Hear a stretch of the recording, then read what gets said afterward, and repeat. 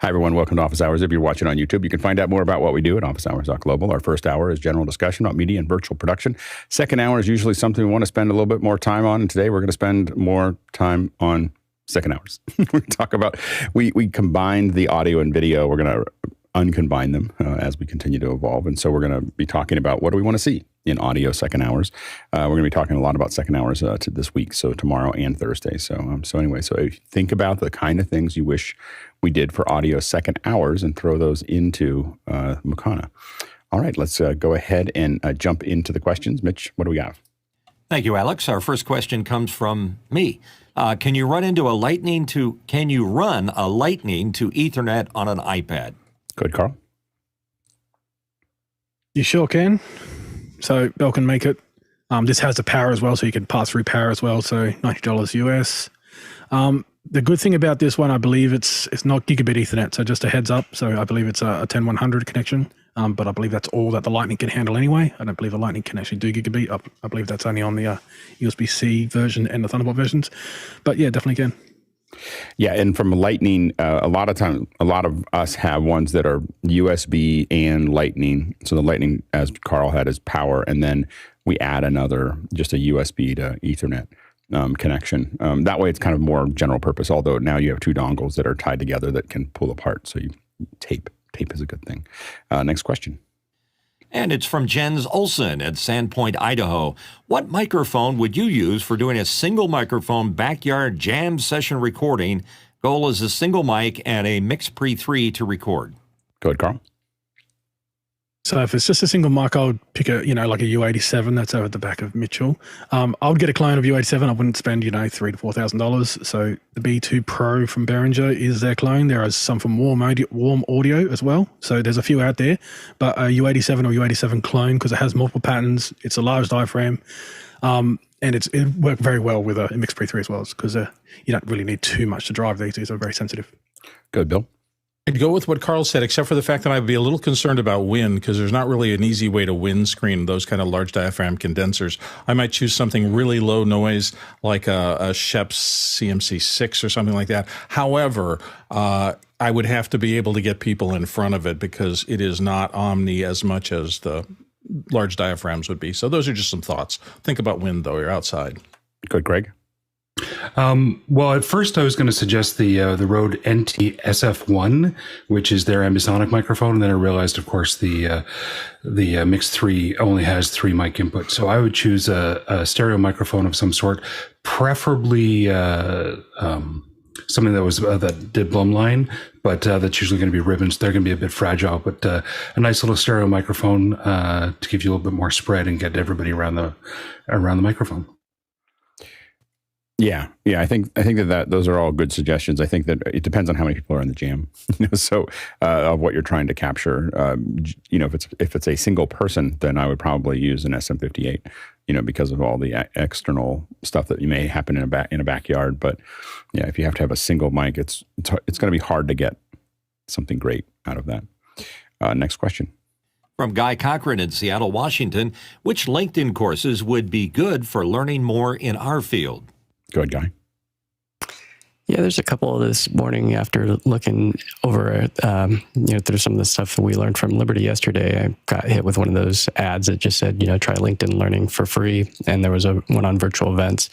And the more I thought about it, the more I remembered that all our employees signed up for the local library card, because you can get LinkedIn Learning for free. So instead of paying $330 a year, which is what we used to pay, just go to your local library, type in virtual events into the LinkedIn Learning field, and there's also some really great ones on video production. So you go in there, there's tons on producing video.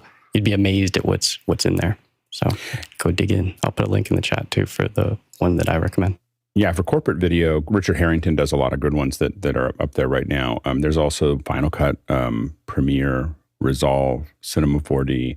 All of those things are up there in LinkedIn Learning. It's a pretty good value. I've had LinkedIn Learning or lynda.com since pretty much she launched it. And for me, it's a small amount of money that I spend. Now it's packaged into I have the LinkedIn Premium or whatever, and it's just part of that bundle. So you get the LinkedIn learning, as well as the ability to see anytime someone looks at your LinkedIn and lots of other data that you get from LinkedIn. So I don't know how much I use all of that, but I've gotten used to it. I've had it for years. So it's really worth it. It's great if you use it. I don't think I've ever watched an entire one or done any of the tutorials, but what I do is I go through those. I need to learn. I need to figure something else about Photoshop. Photoshop, there's a lot of content. And I need to figure something out, and I'll watch some little 5-minute clip. The one thing that's really nice is that the chapters are very well structured, so it's easy to find the thing that you need. So there might be 9 hours of video, but there's the 5 minutes that you know, unlike YouTube, there's 5 minutes that you know you need, and you can find it really quickly. so it's actually a pretty good setup. And they structure it. Their teams structure this training a lot. You know, it's not like I've made passes at doing LinkedIn learning, and it's just too much structure for me. So it's like I was like, well, that'll take a long time to get ready for it. So you should not underestimate the amount of work that's been put into those trainings. They definitely have a system, and they work it well, but it's daunting to actually build that content. Next question.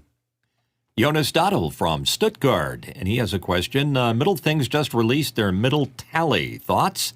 Is it finally time we invite them for a second hour? Yeah, it's just a function of someone inviting them.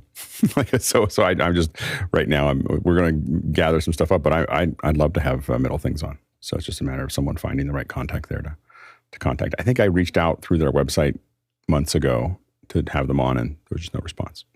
So I think that was why they haven't been on so far. I think it was like 6 months ago. Next question. Chirag Cheetah from Dallas, Texas. I'm looking for a wireless camera receiver for on-field commentary for pre- and post-match. Any recommendations? Go ahead, Carl. So I'm going to suggest a Teradek Spark. So any of the Teradeks, but let's start with the Spark. So it's approachable as far as the price. It's less than most cameras, and this is for both the receiver and the transmitter. Once you look at this, you'll look at the other Teradeks, and you may find a Teradek higher up in their food chain that may suit your conditions. But I'll start by looking at this, see if it meets what you need to do for just basic, from the middle of the field to the edge of the field, and then go from there. Good guy. Yeah, it all depends on your budget. There's Holyland, Axoon, Vaxis. I got some of them right here. It depends on how you want to power them, and if you need SDI or just HDMI or both.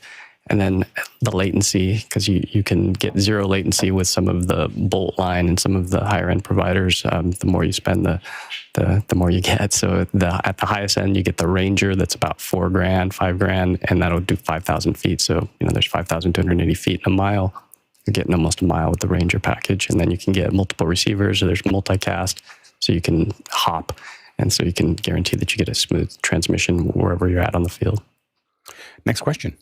Olivier Richard from Saigon, Vietnam. What is the most appropriate office hours light setup for a small office studio? 15 square meters. 15. Yeah, go ahead, Peter. It's about the size of my home office, so I use a pair of Elgato key lights that are about 8 feet away from me, pointing to me. I have an Elgato ring light with my camera in the middle, and then I've got the Pavo Tube 6C, the little one, sitting right next to me. Go ahead, Bill. A lot of people use ring lights, and I think it's a good thing if your distance from the camera to you is relatively short. It'll surround the lens and give you a good thing, and I know Guy has some fabulous packages in that respect. A lot of us who have to be a little bit farther away where a ring light wouldn't work, because the farther you get away from any small light, the smaller a point source it acts like. We use paired lights on two sides to fill in shadows and things like that. So small LED fixtures do the same kind of thing. Go ahead, Carl. So I'm going to suggest umbrellas, because they're easy to pack up, put away, they're light. So translucent umbrellas, you can just shoot back into a back like a white umbrella. Into those, you can put essentially any lights. So it's going to be total wattage. So you're going to want, as far as LED is concerned, maybe total of 60 to 80 watts total. So 240s would be good enough if you're in a small room. Ring lights are tricky. So ring lights have a certain use. I don't think ring lights work very well. I know they're sold a lot for like webcams and stuff like that. But if you're actually doing a setup, I would suggest something with umbrellas. You can leave the lights on the light poles and just put the umbrellas away and put the umbrellas back. So, take off size, you can just leave them there, of course. If you want, there is another way. If you've got a white wall in front of you, if you're looking at a white wall, then just shoot the lights directly into the white walls, and the white walls become a diffused reflector, essentially. That's another way of doing it. That's for a more permanent setup. But there's a lot to do. This is going to be a second hour or lab, maybe an after hours, where we can actually sit down and actually look at all different lighting. Another thing is how much light is hitting you. So if you've got a light meter or even one on your phone, you want to get to 1,000 lux. Once you get to 1,000 lux, then pretty much any camera will have no problem generally getting you. When you're below 1,000 lux, that's where you'll see the grain come in the black and stuff like that. Go ahead, Sky. I'm just offering up what the ring light looks like. I do have Guy Cochran's, what is it, a 29-inch, I think? 29-inch ring light. What I do appreciate about it, 26? It's a big one. 18-inch. Okay. Then I won't tell you how far away it is because obviously I don't know my distances or my sizes. But this is what it looks like. And what I do appreciate is that it is remote control with your phone. You can change the colors and or the density. I do have it in combination with the Brio right here. And that allows me to change some of the coloring. And then, of course, back behind, the second light I have is for a little bit of color. I just use this back up against the Lazo light. So that's the two lights that I use. Go ahead, Chris. First of all, Alex, I saw you doing the math when the question was read. 115 square meters is about 160 square feet. I was like, you were like, oh, what? I can't do that in my head. Well, it was 15 square meters. 15 square meters, about 160 square feet. So one of the things, Oliver, sorry, is think about, yes, you have space, but what are you actually lighting? So, and I'm not a lighting person, so you throw out most of what I'm going to say. But here's the point. If I move back this far, I'm not lit. Because really, all I need to light is this bald head. So all the lights are focused here, and then there's a little accent in the back. I have about half as much space as what you're talking about. And I agree with Peter. I actually like the little Elgato key lights. I have one. I'm thinking about getting another one to replace a kind of travesty over here. Think about what you actually need to light. You don't need to light all of it, probably. Go ahead, Mitchell. Yeah, the ring lights have a problem with the speculars that they leave in your eyes. So leave them out of the plane and do what Sky does and put them up here. And no matter what light you use, it's got to be about 45 degrees in front of you. Otherwise, you get this going on. Next question. Jacob Goodnight from Indianapolis, Indiana. How do you integrate live attendee feedback, real-time sentiment into your virtual production? An example, thumbs up, hearts, wow, etc., appearing on the screen. Go ahead, Craig. I don't do this myself, but I've heard a rumor that somebody's been using flamethrowers, and I'd really like to know more about that. So anyway, okay, so I've told the story before. We had an event that we did on a big social network, and the idea, there was a date for a show that was going to be revealed, and it was in ice, and we used fire to melt the ice from the date so that you could see what it was, and we used the sister app to Makana, which is called Commenda, to basically hoover all of the comments out of the social network. And then what we did is if you said fire, literally typed fire in the thing, we had a little thing that went around, this little circle, and when it got to the top, it would send out a command it would send out a command, and then that command would be read by an Arduino, which would then do an electrical impulse to a solenoid, which would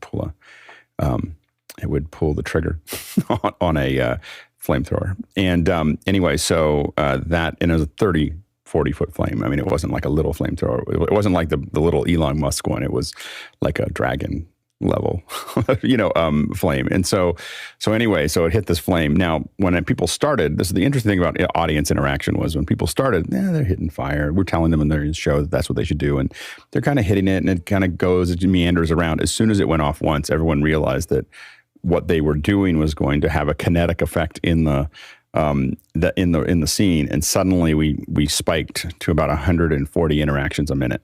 Like just people just pushing, this massive amount, and the flame started going off. And the network, the social network, the event, not the whole network, but the event that we were doing crashed. So, because it was there's a reason that no one's ever done that before. So anyway, so people get the lesson from that is that people love to be part of the event. And so while it was a hard event because as soon as we turned the event back on, we created a new event, turned it back on, and immediately everyone knew what the game was now.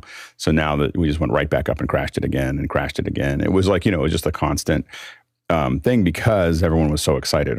And so while I had to listen to an executive scream expletives at me for half an hour, I didn't get too much of a rise because I was just thinking about all the things that I could do. Like all I could think about was it was like you just struck some massive oil thing. Then there's oil everywhere and people are upset, they're dirty and they're messy and everything else. And you're just looking, but that's oil. That's a lot of oil. And so audience interaction is super useful. So figuring out ways to do that, it's not actually as hard as you would think. Now, with the kind of tools that we have, if you think about it right now, we have this, and then of course, you have, you can do things like we can ask people whether they think that this is important or not. So there, I just put out a poll. A poll is another thing that you can do to ask people for interaction, and people can vote on those things. I just sent the poll to everyone at Makana, but then the other thing is just Q&A, and I, of all the things to do, obviously, I have a strong opinion that Q&A is probably the most important, is to answer people's questions and have a conversation that is about what they want to hear, not about what you think that they want to hear. Go ahead, Sky. Just have this vision of Alex Lindsay as Jed Clampett now. I don't know, shooting for some food. Exactly. So integrating the audience is acknowledging that they are there. And so to Alex's point of listening to their questions, and I remember back a million years ago, Romper Room, and that local talent would look into the camera and talk to Joey and Billy, and there's John, and there's Mitchell, and there's Alex, and there's this intimate, she said my name. And as a little 3-year-old back in Kansas, that was pretty special. So I remember when first instance of House of Worship, that was the advice of acknowledging that person and speaking to them if possible. You go ahead, Chris. I totally remember Romper Room. Yeah. I think that the big problem that I see is that there is such a culture of not feeling that the audience will participate, that many of the producers I work for, they just go about the standard things. Well, let's get a few baked questions, we'll have them in the prompter to give to the people. And they can't imagine a universe where they really are getting like real-time, actual, intelligent feedback from the audience. So they don't really try to reach out for it. And the thing is that it is, you're absolutely right. This is the biggest hump that we have to get over, is people thinking that it's important or that they'll get good questions. I just did an event a couple weeks ago, and we had a bunch of actors, on stage, and we opened it up for the online audience to ask questions. And we got 1,600 questions in 20 minutes. And they were better than anything that we had written down, because these are people that were passionate about that movie. And they wanted to know these things, and they were deep into it, and they were geeky about it, and they were asking specific questions. And that's what we've learned over the years, is that the audience will usually ask, not only will they ask questions if you give them the opening to do it and a clear call to action, but they will ask better questions than anything you're going to come up with, because they're passionate about that subject. And so it's so much better to grab them. And the other thing is that this goes back to also interaction comes with repetition. So, people say, well, people won't ask questions. And I said, well, I do a show every day, and we go through about 50 questions a day, and we've been doing it 850 times. And there's new questions every single day. But that's because people know that they can come here with a question. And you have to get to a point where it's not just that will people ask questions, but you have to constantly, and if you ask them to ask questions and obviously not use them, good luck next time. The thing is that, it's important not only to ask the questions from the audience, but you'll notice that we say who their name is and where they're from. That is telling them this is an individual from a certain location that's asking those questions. And it's a subtle thing, but it's important. Go ahead, Danny. In the early days of COVID, the church was scrambling how to live stream out the services, right? And one of the things we subscribed to Ecamm Live, and what I realized was that at first I was still like, keep the broadcast sterile, don't include anything in it. But when the speaker asking for a reaction or a response, and I'm seeing one or two, then I took the courage. I just tried. In Ecamm, you could just post the reaction. You can choose when you want. It's not necessarily live. You can choose who you want and when you want to show it. Right. When I started clicking to show the first response, all of a sudden, similar to the flamethrower, but not that many. Right. But all of a sudden, people just start typing the response. Yep. So people do want to get involved. They want to, and I think a lot of times they feel very inhibited, or they don't feel like they know what that would look like. And so seeing it is very much of a crowd dynamics thing, where you see, in a good, someone who really makes their business around doing something on the street performers. That's not a person or two people. That's like 10 people that do that. They form the group that's around them. They cheer. They put the money into the hat first. They do all those things to show people what is going on. But it took me a little while I spent it. When I get bored, I'll sit and watch street performers, and I'll watch and I'll identify who the gang is that's part of it. Not like and just out of what they do and how they talk to each other and everything else. And I'll sit. I've watched this in London and San Francisco and LA and New York and Sydney, and it's all the same. I mean, it's always a couple people. Sometimes as few as 2 or 3 people, but anybody that's got a big crowd didn't do it by themselves generally. And so it does help for you to have people in there asking questions to kind of help get things going. In fact, as a group, we've gone into other events that I've done and just showed up, and suddenly there were questions, and it gave everybody else the permission to ask those questions and spark what they're doing. So thinking about kind of a small number of ringers that understand how the system works and ask authentic questions, not like, and that can help a lot in having people feel like they're connected, but mostly having people feel like they're affecting the show in one way or the other. We've had tickers. Tickers are really nice too. Like, hey, hi from Indiana. Hey, from like one of the things we don't use in this show, but we have in other shows is we can push specific questions or specific comments, because if we're pulling stuff out of YouTube or Facebook, and a lot of it's not questions, it's comments, right?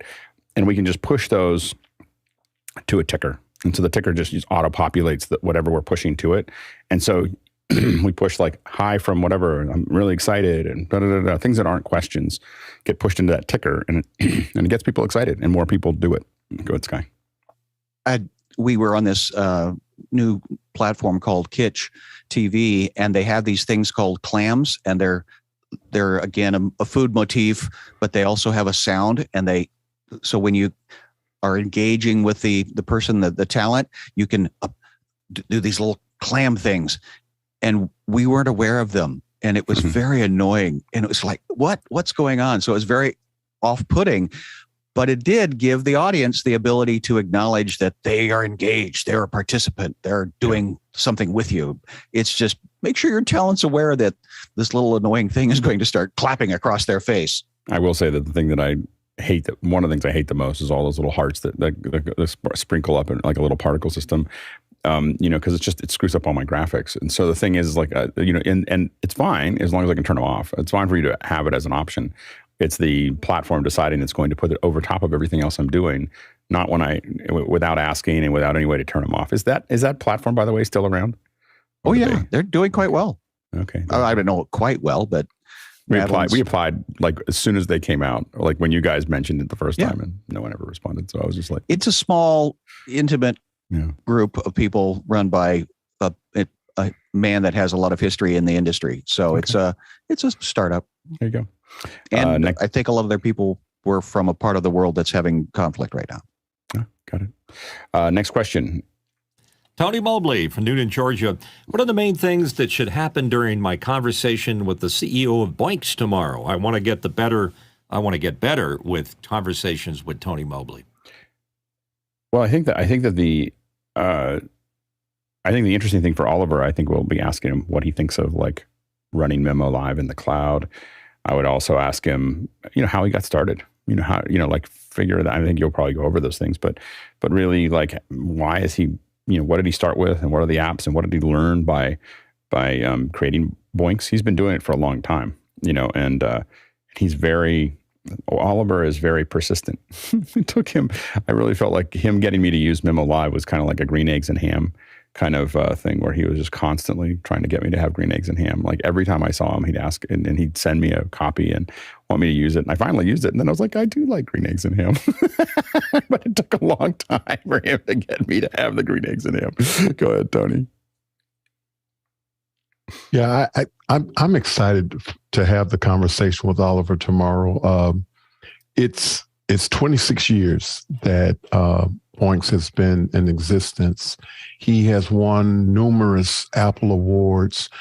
I have a map in terms of how I do conversation with Tony Mobley, but I was just really sort of reaching out to the community because I wanted to make sure that this is a good experience for Oliver, and that the community can reap some benefit from these 26 years that he has been doing this magnificent software. Yeah. And so I just wanted to see if I could glean some more insight from the community. And that's why I asked the question, because when it's all said and done, this is, I'm just Tony Mobley in Noonan, Georgia, and I'm having a conversation with the CEO of Boinx, who is in Germany, who is in the middle of the night in Germany, having a conversation with me.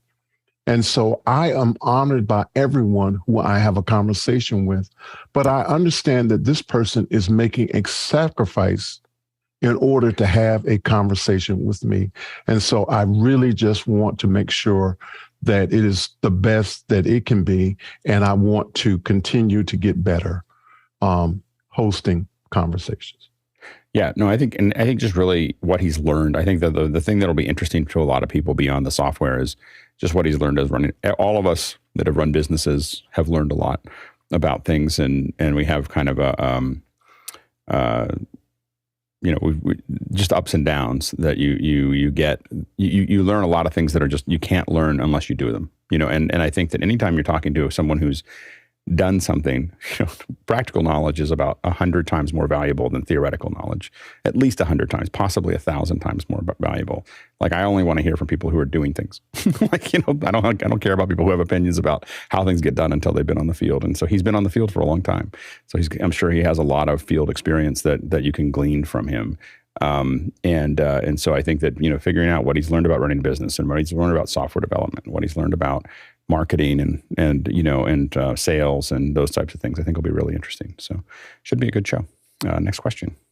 Guy Cochran from Seattle, Washington. What's an example of someone going the extra mile in a production? Chris. I'd say one of the best stories I've heard in the last couple of years is Alex telling about having iPhone charger cables for certain clients that he knows never shows up with one.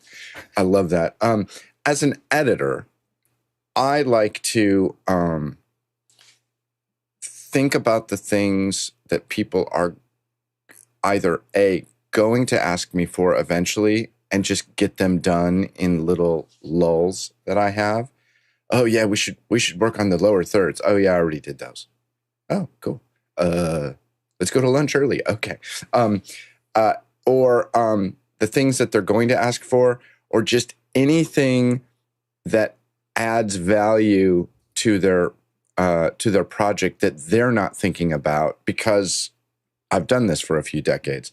I literally just worked on a project the other day, and it was talking about bringing delight to a client, and it's a neat word. Like how can you delight somebody? How can you give them something that they weren't thinking about? That's when it gets really fun. Yeah, figuring out how to stay inside of their vision. So inside of what they want to do, because a lot of times we'll come up with ideas that are outside of what they want to do, and then that's not seen as helpful. So thinking about how do I surprise and delight them with something that is still well within, what they're trying to get done, but not anything that they would have come up with, I think is a pretty, powerful thing to do. Go ahead, John. All of the crew of OH Space above and beyond the Call of Duty. It was spectacular amount of work, and the stuff that the guys did, and I'll forget some names here because there was 23 people on the lake bed, but the work that the guys did was spectacular, all except Mr. Fenwick. Don't work with that guy. He's impossible. Go ahead, Carl. I think a mechanical Turk approach. So this is something that it's better to have a human in the loop sometimes than have automation. This is something we were talking about before the show today. If it's a good approach, it is going above and beyond than what may be found in some productions, but it will show up. It shows up on screen. It shows up in the production that you can see it, and it doesn't cost any extra because you're already there. I was struck yesterday. I was in a meeting and it just landed on me, the difference between LA and San Francisco. LA crewing and San Francisco crewing is very different. And it took me a little while to realize it until I was in this meeting. In the middle of the meeting, I was like, oh, I get it. They were like, well, how do we do this so that we can have any A1 do blah, blah, blah, blah. And I was like, that's not what I do. I find people who do this well, and then I just hire them. I said, I've done over 2,000 events and like 3 A1s, and it's just very rare for me to move anywhere. And I realized that in the tech industry, in corporate, we need to know not only whether they're good at what they do, but how they're going to interact with the client, how they're going to show up. And it's much more complicated. And so when we get a team, we want that team to be the same all the time. And we will go back to the same people over and over and over again as long as they're available, because, we try to build these very cohesive units, and usually we're not doing the same thing every time. We're not doing a concert or whatever. It's complicated and everything else. And so anyway, so I realized that in LA, they just, they're just doing a call sheet.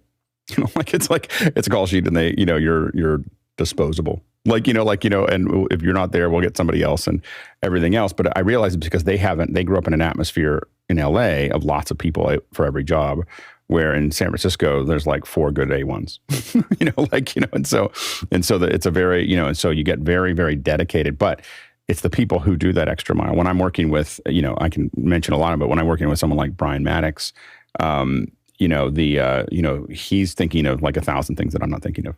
And I just know he is, and I know he's worried about, oh yeah, that was a problem, but we sorted that out, and we have trouble with power, and Brian figures out how to run the 3-phase, and there's a whole bunch of things that happen, and I always am looking for people who are not being adventurous and getting me into trouble, but solving lots of problems that I'm not, and that's what you get by going back to the same, because then Brian also knows.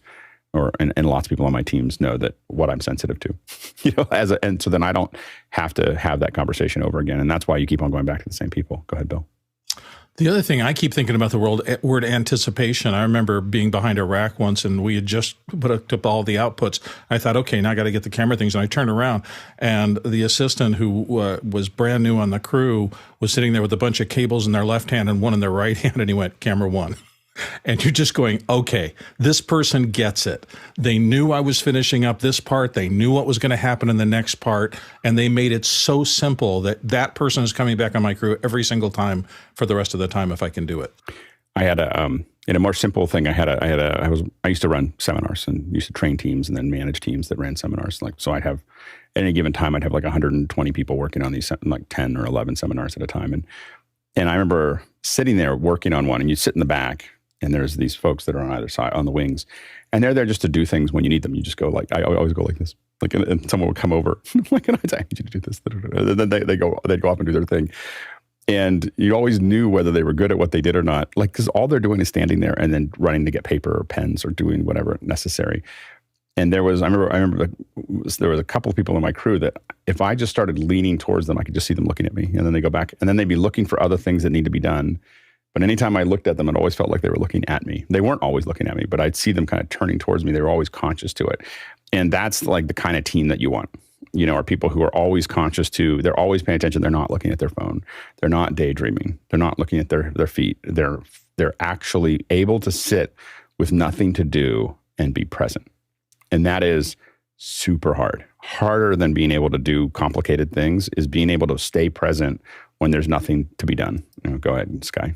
Well, and to continue to riff on that, that's exactly where I was going, was working backwards from the need and being aware of what is the need and bringing your skills, your gifts, your talents, your gaffer jeep of equipment to a production.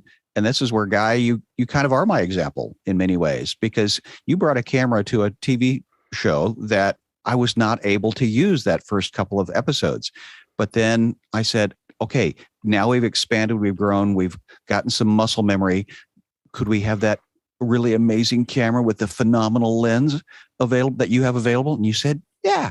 And so that's going the extra mile, because you could have gotten all upset and said, no, he didn't like my toy the first week. It's like, well, I didn't know how to use it the first week. I was still trying to plug things in. So I think the working backwards from the need is what I'm hearing here. Well, and not just going the extra mile, but going the mile that's necessary, that's needed right now. There you go. The right now of the thing. Because sometimes there's not all the ingredients aren't in place. And so you go, you offer things. I'll talk to a lot of people. And when people like ask what part of production do you do? I'm like, well, I can do anything. I can have meetings with you and just tell you what to do, or I can manage the event all the way to the flowers in the green room. Like you just have to tell me like where you want me to fit in. I don't care. Like I don't approach these things like I have to do everything. I don't really care what it is. I just need to fill in the gaps that aren't being filled. And that's the thing that I think you're always looking for in all your teams, hopefully. Next question. Chris Widener from Lafayette, Indiana, looking for the buy once, cry once on a compact portable mic stand. I've tried monopods, but the weight balance makes them tipsy. Go ahead, Carl. So I'm going to suggest a tripod orbit. So I have a system of this, but I don't have the mic stands. I actually have all the heads of this. But this mic stand is really cool. It actually folds down to about 32 inches smaller. You can actually, this is one of the larger ones. There is even a smaller one than this. And this one comes with the boom. Definitely a buy once, cry once. This will cover you for nearly any situation. You can put other attachments on top of this, like a quarter 20. So you can put a little GoPro and cameras on top of this as well. But yeah, this whole system is pretty cool, but this would be a really good starter kit for what you're looking for. Yeah, go ahead, Bill.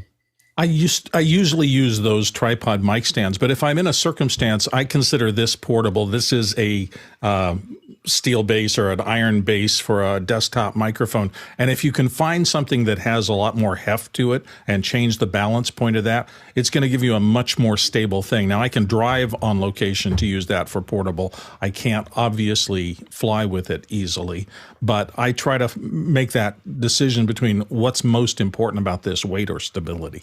Yeah. I have a bunch of the triad orbits. We used to use them for all of our Ozos because the tripod opens up at the very bottom for spherical. It works well because and we have really expensive cameras, so we want a heavy tripod that is not going to lean over and break the $60,000 machine.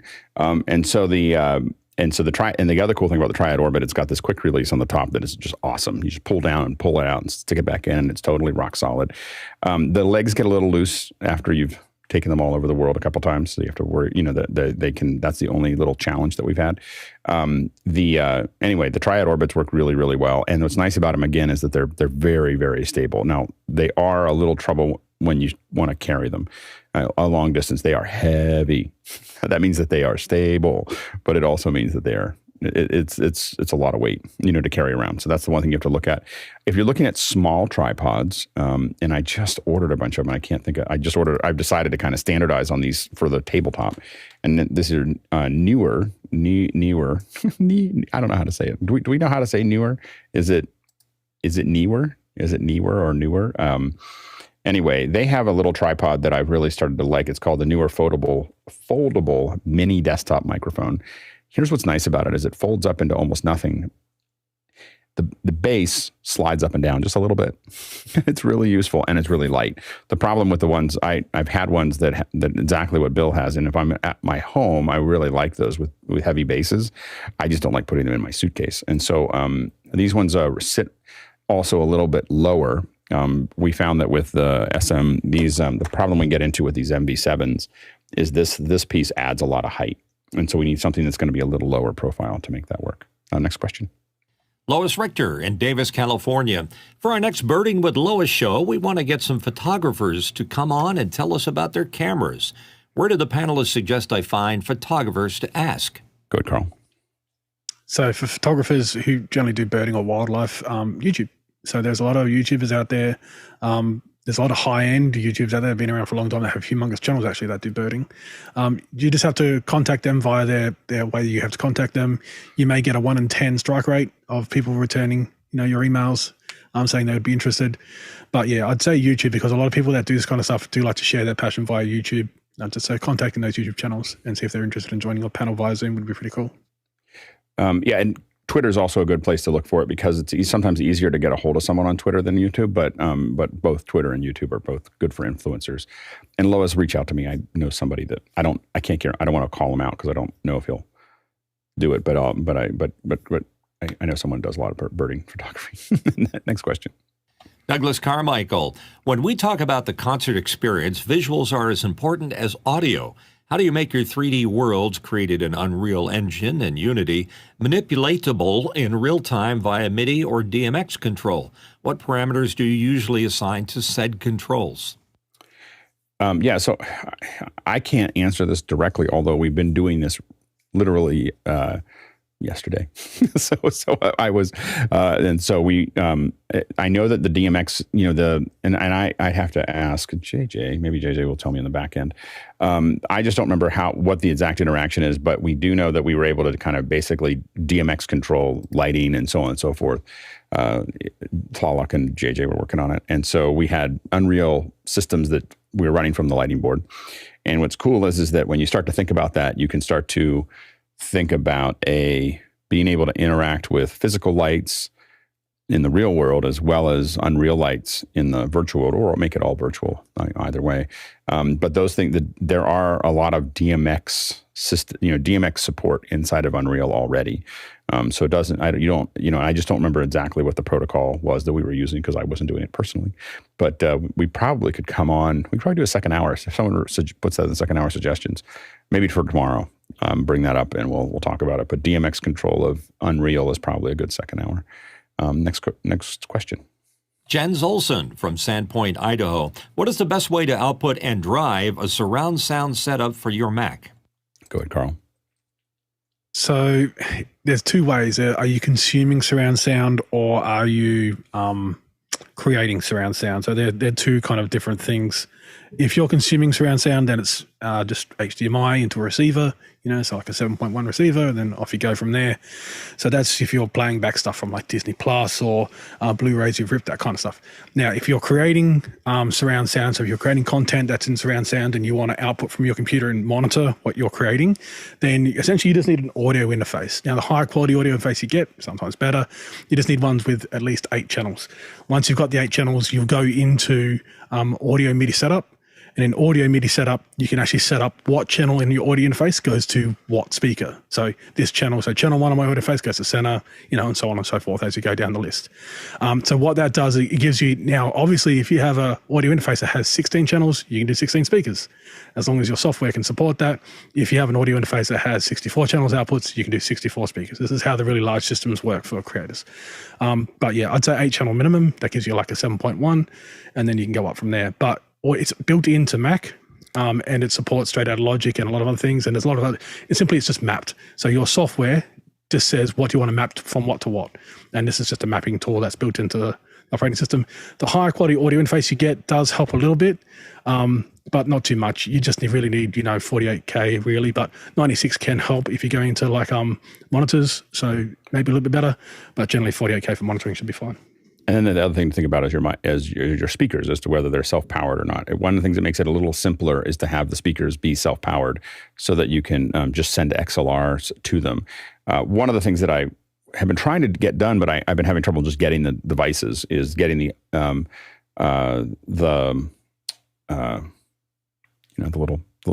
Dante XLRs that I can't think of at the moment, Avios, getting the Avio outputs so that I can just run Ethernet cables to all of the speakers and then just have it all be a Dante output to the speakers. I will not say that these are like reference speakers, but I'm using the JBL 305s, and they were relatively inexpensive given that I bought 16 of them.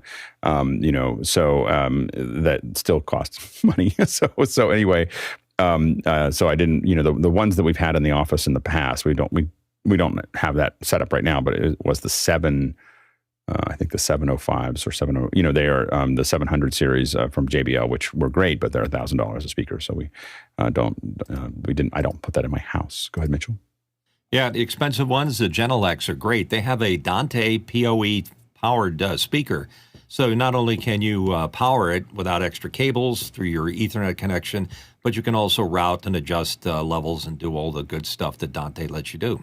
Yeah, and they're used to. I think you used to use the Dolby Renderer, which you still can use to do some of the surround sound. But I believe now that Logic supports it internally, so it'll do the mix for you out of there, and you just need to have the outputs available. Next question.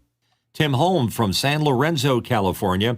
I know how to stream from OBS into Zoom. Is there a way to pin one window from Zoom to go to my RTMP ingest?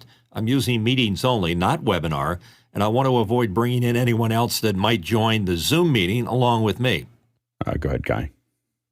Yeah, there's a few ways that folks have been doing this. The most simple and basic way that we see at a lot of shows is people just take a laptop and use a second display. They'll use like a dummy, one of these little HDMI dongles or a real second display. They'll pin the person over there, pop out chat, and then take the output of the HDMI into a hardware encoder, and you can go RTMP from there. Now, the other way to do it is with just simple NDI. So you would do the same thing, but use vMix Desktop Capture, which is a great screen capture app that's free, or the one that's from NewTek that you can use. I haven't had as good luck with that one. The vMix Desktop Capture is totally solid. So I would recommend going that way. And from there, you can take it into OBS and RTMP from there. Next question. David Brady from New York, running a pan-tilt zoom optics camera at my house of worship. I've got some presets configured on Companion Stream Deck, and those work great for times when I need to finesse the shot. Can a game controller be put into the mix? Any recommendations? Good, Guy. Yeah, the game controller can be put into the mix. PTZ Optics has an app, and in that app, they have the template for the Microsoft gaming controller. I use it with vMix. So vMix also has that template for the gaming controller. So they're all laid out, and a lot of work was done by somebody to map all those. So it does work. And also you can just use your companion, profile and just put the up, down, left, right arrows and control the speed that way.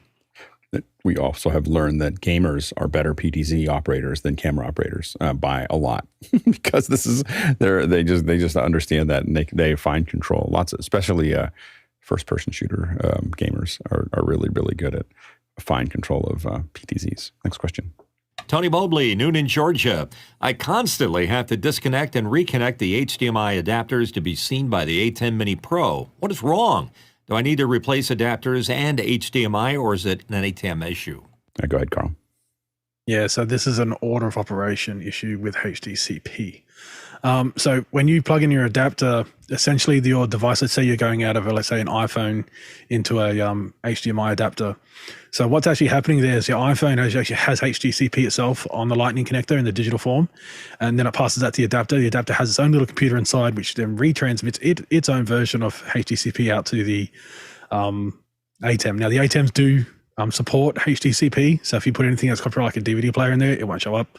So what's happening is it's generally you'll need to make sure you always power off the ATEM, do all your plugging, get everything plugged in, and then power on your ATEM.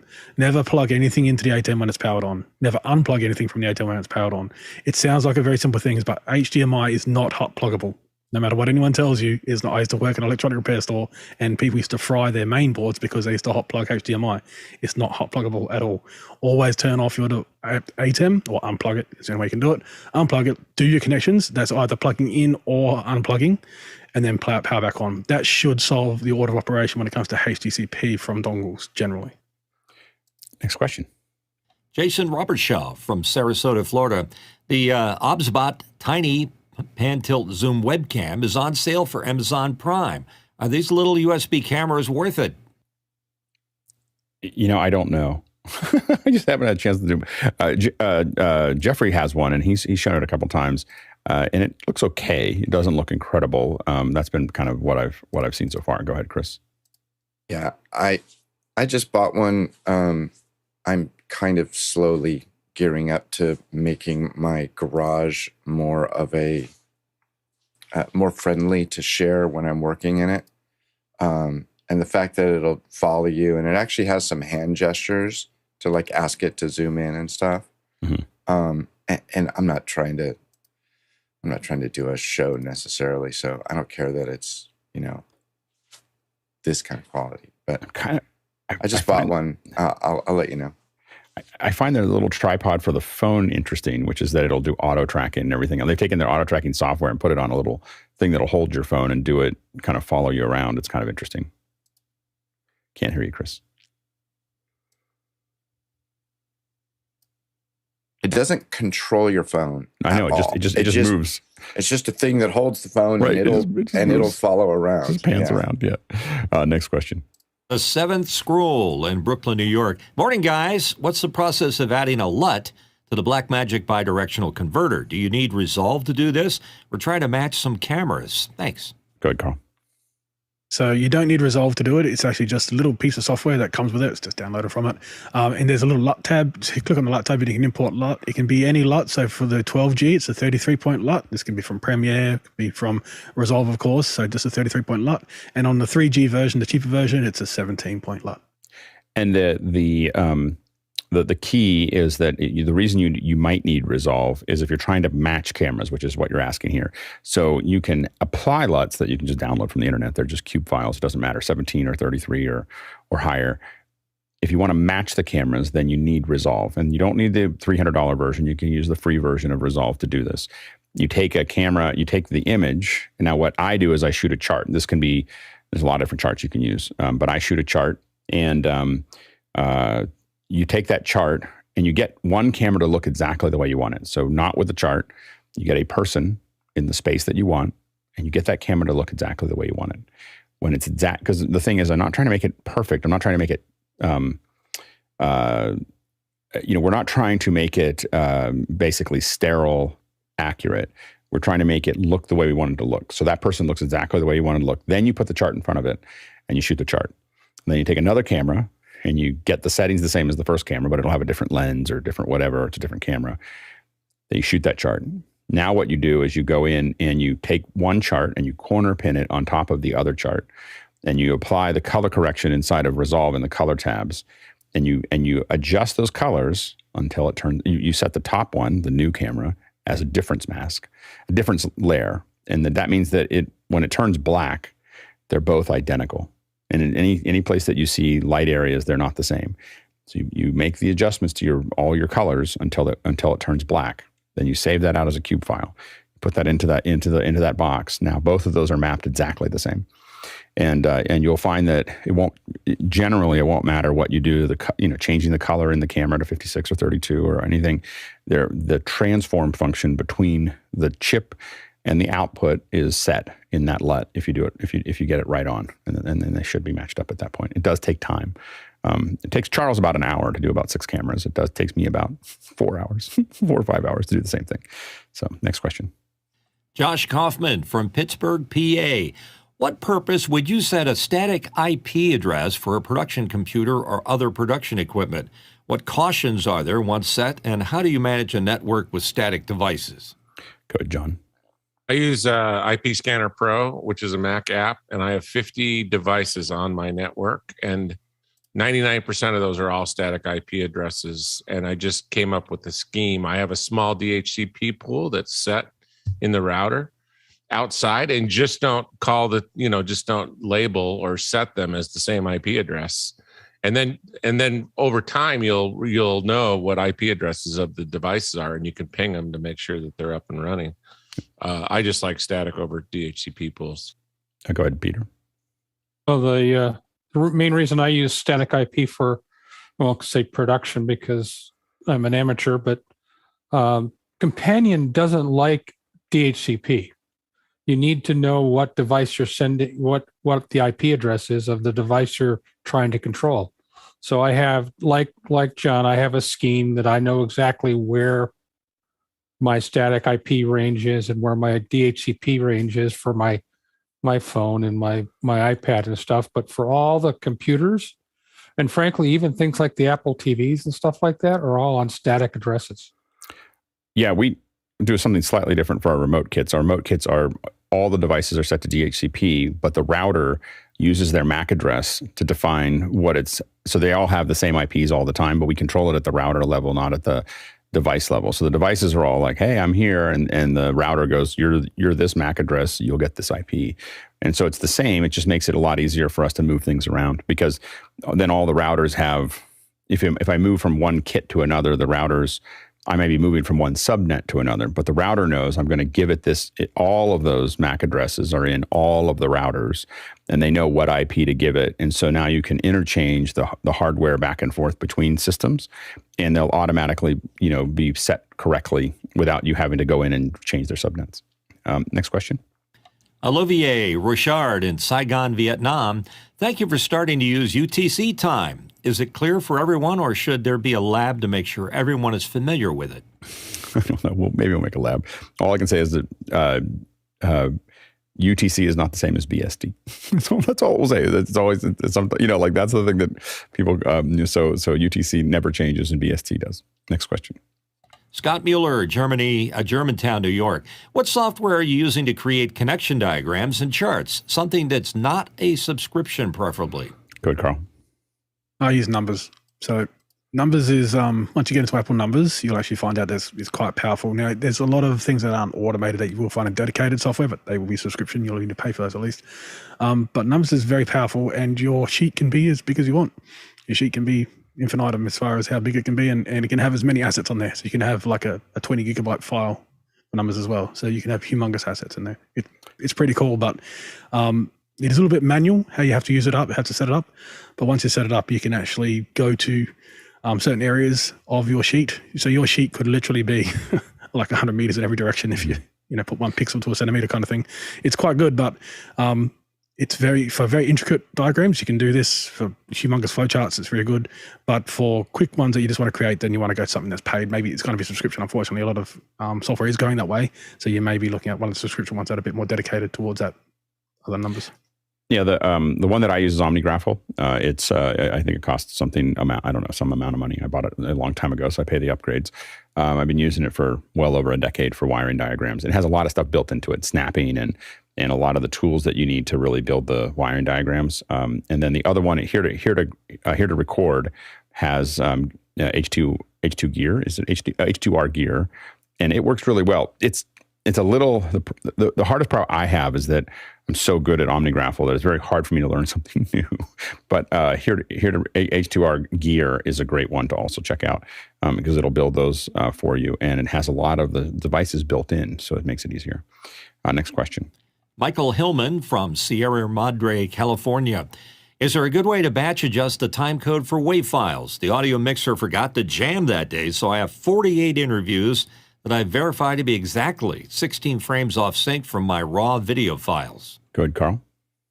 So I would use a sync function within whatever nonlinear editor you're using. So used to be called Pluralize was a plugin, but now you can simply take the scratch audio. So you need to hope there's a scratch track on your raw video, and you simply just you'll synchronize that. Now every software has its own little way of doing it, but essentially just there's a synchronization version, which I think they call Merge in Premiere, and it's called something else in Resolve and something else in Final Cut. But pretty much they're all built in now. If there's another way if you want to do it manually, if you're not comfortable doing it that way, if we don't have a scratch track, if it's just raw video with no audio, then you want to make a leader. So this used to be like back in the film days, we used to have these white leaders. You can make a leader, digital leader. So that digital leader will be 16 frames long, and it's a block that is our audio and video. You put that leader in before. Now, you didn't say which one was ahead, whether it was the video or the audio. So you put that leader in before your raw video and your audio you've put in. So, and once you've done that, whichever one's ahead, delete the other one. So just simply right-click, untag. So you want to take away the link between those two. The leader will have a video and an audio. Take out, just delete the video part, and then the video will slide back, or the audio part and the audio will slide back. So you're actually making a 16-frame leader to put in front of every video, and then delete whichever one, because you didn't say which one was ahead or but you're deleting whichever one's not. So if it's if the audio is late, it's coming after the video by 16 frames, then put a 16-frame leader in front of every audio clip. You can actually make a template. So every time you open up that template and you drop in your audio files, the leader's there already. So that's the way to do it automated, is just make a template with a 16-frame leader in your audio, then drop in all your different 8 or 48 interviews into that, and that leader will solve that problem.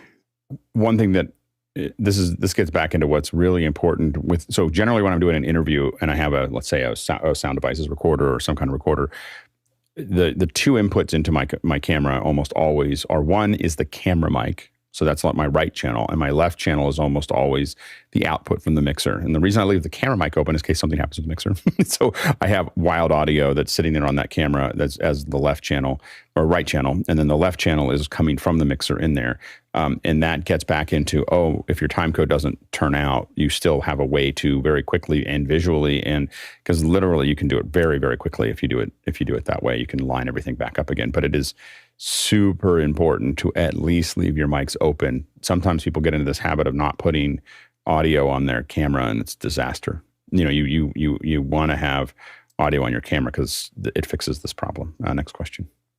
And Danny Law in Malaysia would like to ask, what causes the companion buttons on the Stream Deck not reflecting the actual button state on the ATEM Mini Extreme ISO?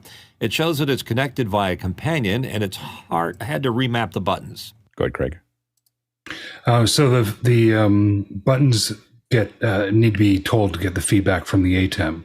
If you just program the button to just be a trigger to tell the ATEM something, you're not going to get anything back on the button. You have to put in either in the name for the button, you can put in the variable that gets the state of the button, or I think some of the new versions have a preset built in where you just drag the button over. But on some of them, if you don't have that feedback, or if the feedback, obviously if there's a syntax error in there, it might be causing an error. Next question. Al Trivet in Carmichael, California. How do you keep audio and video in sync when you distribute a signal to multiple monitors 50 feet away? Go ahead, Carl. So let's say you're at let's say we're going to put in like a concert scenario. So like you got a stage, you got speakers at the stage, and you've got a screen at the stage, so you can see what's going on. So do you actually make the actual the sound coming out of the speakers in time with what's on the screen, which is what 90% of the people in that stadium are going to be looking at, or do you make it in time with the actual singing, have the lowest latency? So that's a choice. There's a lot of people who will make that choice. But let's say it's more of like an outdoor cinema scenario where you actually have a fixed picture. So you don't have to worry about syncing up to a live performance. Then it's simply the speed of sound. So if you have speakers at the screen and you have speakers further down, then they have to be the speakers that are further down, more, further into the crowd that are doing coverage. They have to be delayed by the distance between the speakers that are at the screen and those speakers. There's easy calculators online that'll tell you how much the delay in milliseconds, depending on the distance between your line of speakers, which is your screen and those speakers at the line, where you maybe have a line array or something there, and versus your ones that are coverage speakers. So it's a simple calculation that you'll just simply say how far does sound travel in X amount of feet, and then change it by those milliseconds, be how many milliseconds that is. That's the way you'll have to do it to keep everyone in sync, but only one person there's going to be one line of people in that crowd that are going to be in sync. Where you choose that to be is up to you. It's called the sweet spot in cinemas, but there has to be a certain spot where only that person's going to see it in sync. Everyone else is going to be a little bit either before or after. So that's your choice. And while it's not completely accurate, most of us, the rule of thumb that we mostly just throw out when we're trying to figure out about where to start is about a millisecond a foot. It's only because it's easy. It's actually a little less than that, but we usually just go, it's a millisecond a foot, and that way you can. I think it's actually 0.8 is really the accurate version of that, but it gives you a sense of they're 50 feet away. I'm going to have to at least start at somewhere near 50 milliseconds to start, or 100 feet or 200 feet. That gets you kind of into the ballpark, and then you can tighten it. And as Carl said, there's lots of calculators that'll be much more accurate, especially as you start talking about hundreds of feet. That little delta between what it actually is and the rule of thumb becomes important. But it's a good way to just kind of, when you're thinking about delay, it's a good way to just do it in your head, of understanding about where it's going to be. Go ahead, Chris. Yeah, I just posted one of those calculators in the chat, and yes, math matters. Math is cool. All right. We are now going to change subjects to the second hour and talk about what we want to talk about on our second hours for audio. So if you have suggestions, questions, things that you'd like us to talk about, and what I'm going to request is that in the past, I've tried to write it down. It's very hard for me to be present and write at the same time. So I'm going to request that Sky, I'm going to put Sky on the call. Sky's going to write these all down and send them to me. Can you do that, Sky? Okay. You're going to type each idea down. What I found is I missed some of the ideas, and I also wasn't present to the conversation. So we're just going to have the conversation and talk about it. And then we'll kind of talk through it. So if you've got suggestions for the audio chain, and for if people in this panel have them, this is the time to raise their hand related to that. I think that there's a lot of, you can raise your hand for the beginning of the discussion, then we'll jump into people's suggestions here. But I think that it's interesting to figure out. I think we've covered a lot of things at least once. So a lot of it is, what do we want to go back to? What have we learned since then? What have we, one of the things that I've been trying to really think about is, if we think about a Tuesday doing this, that we think about Monday, like we think about four different subjects that we cover each week or each month. So this one of them that I'm pretty committed to, just because I have an interest in it. We have some experts in the group. One is synths, that will have, synth, some kind of synths or keyboards or whatever, that we're going to do something that's related to that one week a month. That's, and then the idea is, what are these other, one thing to think about is like, what do we want those other three to be? So it might be like capture, mixing, music, whatever whatever that is, that we can kind of think of these rough ones. And then we get a couple per year, we got a couple of fifth Tuesdays, and those can be kind of wild cards, and we just put something else in it. But thinking about what the four might be, I think would be great for us. I think adding that structure, I'm trying to kind of think through adding that structure to all of the days that we do, where there's different kind of groupings. It just makes it a little easier for us to think about what to do. And you only have to think of then 12 things, 12 things for each one of those things, that then will cover you a year out. So that's something that I've been thinking about, is trying to imagine what that would actually be. Go ahead, Carl. So yes, I'm currently working on the synths ones right now to get ready. They'll probably talk to Carl. come. Yes, and Nick. So Nick Bat. So yeah, Nick Bat. Yes, so they're coming, and we'll be doing like a second hour here, as Alex said, like on Tuesdays, that kind of thing, and then we'll be going into after hours to do workshops in breakout rooms that hopefully can be recorded, so people who miss them can watch them, and then in the main space of after hours, there will be labs which won't be recorded but come along, but they'll be more often. So if you miss one, not a problem, come along the next one, we'll do one.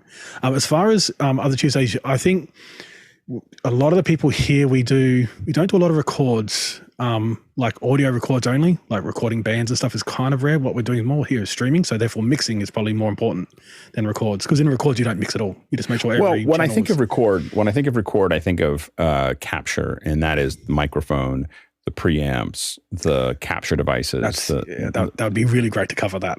Yeah, that's what I'm thinking. Yeah, because I'm thinking like, if we do capture, that would, which covers recording and also capturing for streaming, capturing for live, that would be really good, because mic technique from an artist point of view, from a talent point of view, and mic technique from an audio engineer point of view are two separate skills to learn, but they're both invaluable. They're both important as well. And I think that's something we can definitely talk about.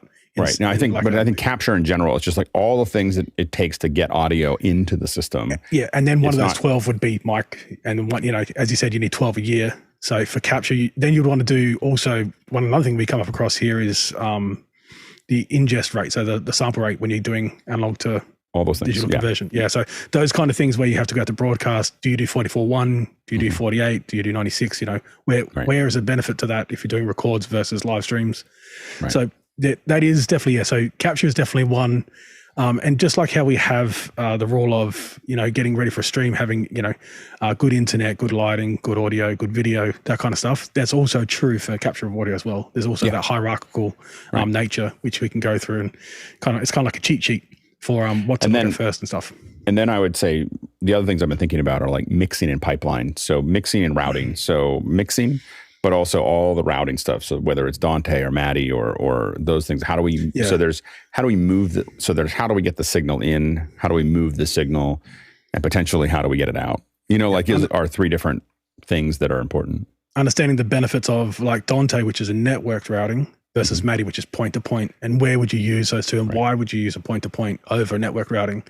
because they do, because essentially it's like a digital snake, essentially like MIDI, because you don't want anyone interfering with it. You don't want any interruptions. You don't, so it's going to be 100% robust.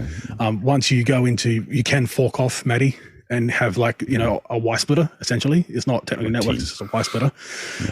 But yeah, you can do that. But with Dante, it's a completely different world because, and AVB is another version of that as well, where it can be networked on network switches, that kind of stuff. So talking about the benefits rather than just what they are, but where the use cases, where it makes sense over another. Clocking. Clocking, so with Dante, so Dante, the Brooklyn card handles the clocking in Dante. So the actual card, the chipset in Dante handles it, and it always handles it. You can't not have it handle it. Whereas MIDI you can choose. You can pick for which device handles clocking. And oftentimes none of them work. Go ahead, Mitchell. Yeah, stepping above what we're talking about here, just so I understand the context. We're talking about how we break down audio discussions on Tuesdays. Well, yeah, we're talking about like subjects we'd like to cover on Tuesdays around audio. Audio will be, Tuesdays are going to go back to, instead of being audio and video, they'll be just audio. And so we're talking about the subjects. But one of the things that I tend to do when I really decide, now that I figured something, now that I've like fiddled with something for a while, usually I want to build structure around it. So, I don't want it to just be, it's really hard to come up with like just audio. So if I know that I have to come up with a synth thing the first month, the first week of the month, and the second week of the month is capture, the third week of the month is mixing and routing, the fourth week of the month is output or music or whatever. Like we have to figure out what those things are. But the point is that we are figuring out subjects, but we're building a lattice, so to speak, for those subjects to sit on top of. I would add to the list, the thing that we all have in common is everybody has a microphone for their Zoom calls or webinars. Yeah, okay. Yeah, absolutely. No, absolutely. Microphone. I'm working on this first one, the first microphone spin. I asked everybody yesterday to come up with ideas. I now have 4 or 5 mics in the air coming to me. I don't think I'm going to go much. It'll probably be something we do every once in a while. Not, I don't think we can cover any more than the mics that I ordered. So, but yeah, I hope the Samsung's in there. We played with one last night on After Hours, and it sounded amazing. I have one sitting over here. What are the 4 mics that are on the way? I have the Samsung's here. And we have the MV7 that we've already done. I have the Earthworks here. So some of them are in the air. Some of them this is the Earthworks here that we're going to take a look at. And then we have the what was the one that you sent me, Mitchell? I did order it. I just can't remember the name of it. Mic Me is coming from B&H. The Blue Yeti is coming. The Yeti X is coming, as well as the Elgato Wave 3. So, and then also, those are the ones that are all kind of in that first tranche. I might get a Rode, and that'll be it for this pass. So we're going to definitely play with mics and just try to see what they sound like, see what we think of them, and talk about the different features of them. I'm hoping that I will start by the cheap mics, and hopefully the second hour will be so good that people will just send us ones to borrow as opposed to me buying them all. Look forward to hearing some Shakespeare. Yeah. I have to admit, that is how I test mics. I just walk up and go, "We are glad that Dauphin is so pleasant with us as President Dauphin," because it's just it's a tape I can turn on. Go ahead, Bill. I hardly support this grouping and the rest of hardly or heartily? Heartily. I'm sorry. I hardly misarticulation. I hardly support it. One thing, though, we're talking about mostly capture. What about the other side of that? We get a lot of questions here from people about treating rooms and the playback environment and room treatment and stuff like that. I think that would still be capture. Like that's still how things, the whole environment of how things get in, I think would all be part of capture. I think it would all fit. Then it's open to discussion, but that's, to me, that's part of capture is the environment that you're in. That's right. And then to the example, maybe performance is articulation is a topic. No? Possibly. Yeah, no, absolutely. And that's something we still have to figure out. I mean, that could definitely could be part of it. Coaching talent on how to coach talent and be nice, and a nice way of doing it. That'd be good as well. Which we've done a couple times, but we could come back to. Go ahead, Chris. Part of capture that many people get confused on is gain stage. It's so interesting. Oh, you're just started. Turn down. No, where? Yeah. No, I think gain staging, testing your signals, what the difference between white noise and pink noise, and the difference between different kinds of pink noise, because I have like 3 different pink noise samples that different people want to do that. The and again, I think that one of the questions we had last we could do a whole session on is how do I build a surround? Like that's a whole second hour of doing like surround mixing, and whether you're doing it in your headphones or whether you're doing it in near field or theaters, it's all different. So those are things, and we can probably cover those things. So I do think that right now, I mean, people can let us know what they think, but I think that the idea of, capture, the synths capture, mix, output, those are as big buckets. And then we just figure out which bucket things fit into. Next question. And the next question is from Tony Mobley in Noonan, Georgia. Do I need to update Audio Hijack 4? What? Yes, I would. So that's not. I mean, we're not really talking about specifics for audio this time, but I think that I would recommend it. It's got a lot of cool new features. You probably don't need to. You probably could if it's working well. You don't have to, but I usually keep those updated. Next question. Daddy Law in Malaysia. How to prevent hums in the audio chain? Yeah, go ahead, Carl. So there's a couple of interesting ones to look at here. So that again, there's another list you can go down, but avoid putting. Well, we're not going to answer the questions specifically here. We're just going to talk about the subjects that we might cover for a second hour. So I think that rather than explaining it, if we're not going to explain it here. Down, otherwise we'll never get to the end of the list. Then a good way to look at this would actually be make examples, actually create them. And then, so you actually make it, show it that this is actually what's causing it, and then turn it off. Yeah. So actually showing that this is what's causing it, and then take it away, and then show you how to solve it. So it's usually got to do with power and stuff like that. But we can actually do that. We actually have, examples. Yeah, I mean, I think that there's a whole, again, for the folks watching, we're not answering audio questions today. We're just talking about what second hours we want to do that are coming up. We're just kind of brainstorming there. But I think that talking about the different things that affect those, whether it's, I think that. I don't know if we've done it, but really understanding balanced audio, I think, is I don't know if we can stretch it out to a whole second hour, but understanding how audio gets around, because I think that makes a difference. Understanding how electricity affects what we do is I think, and I think I know it sounds odd, but I think we could almost have it be understanding electricity. I mean, I don't know where even that fits in, but it really affects everything. But it really affects audio a lot, of understanding how electricity works and how it affects our audio, which is something that it has definitely a deep connection to. Go ahead, Bill. Supporting what Carl said, I think we can do a little bit of ear training, because everybody here probably knows what a 60-cycle hum sounds like, because we've all been in the U.S. doing audio for such a long time. And there are people who are watching the show. Since we have good audio, you could expose that to and say, this is what this sound problem sounds like. Put it into the signal chain. That I think would be really useful. I do think that being able to do I think in general, and I think we could think about this probably in almost all of those different things, which is thinking about ear training in general, of just like, this is what you're listening for. But for electrical things, we'd have to figure out how we create those samples. But there are different things that are going on, and they all have different tones and different features to them. It's good. Definitely a good one to think about. Go ahead. Easy way to create the samples is the Eurorack. So I'll just get out my Eurorack. Okay, there you go. Yeah, exactly. Go ahead, Tom. Don't forget phase and phase cancellation. Yeah.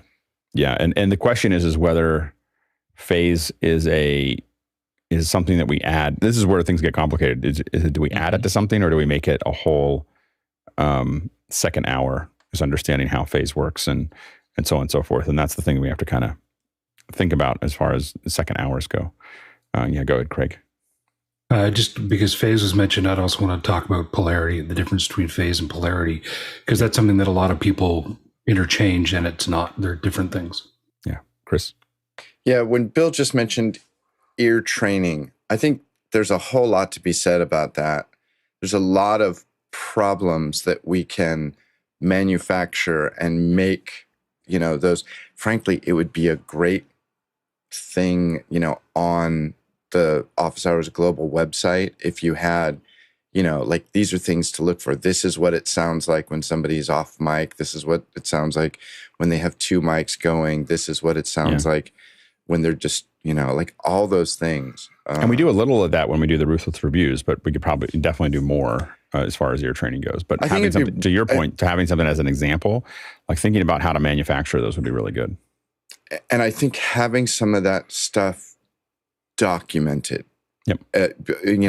What's the phrase you use? Pour the concrete. Like these are these things won't change. We can say that this is indeed a problem, and it becomes, maybe the website can become a bit of a resource for some of these types of things. Yeah, or the YouTube channel. If only we had some people that had like cameras and microphones and it's crazy. Some time to. Well, and I think talk about this. I think in a lot of times what I think may happen is as we grow is to have second hours, and then those second hours end up getting kind of they coalesce into short movies that we put up. I think the second hour is usually going to be the first thing because we'll sit around talking about it, thinking about things, talking through those things, and then we start going, okay, well, let's make a video of this, and this. Next question. And it's from Douglas Carmichael. The synthwave artist Com Truise, runs Ableton and Resolume, on a single MacBook. There's a link for it. Wouldn't a synth-heavy Ableton session and visuals overtax a single Intel MacBook Pro and run the risk of audio artifacts? Well, and I think that, we're not going to answer this question specifically, but I think that, I don't think we've done a real Ableton Live second hour, and I don't know exactly where that would fit. Might fit into mixing, might fit into synths, but I think that thinking about Ableton, I think in some ways I think Ableton would fit more into mixing because it's really automated. It's a mixing system, but I think that there's a couple mixing systems that we could actually cover, and I think that would be.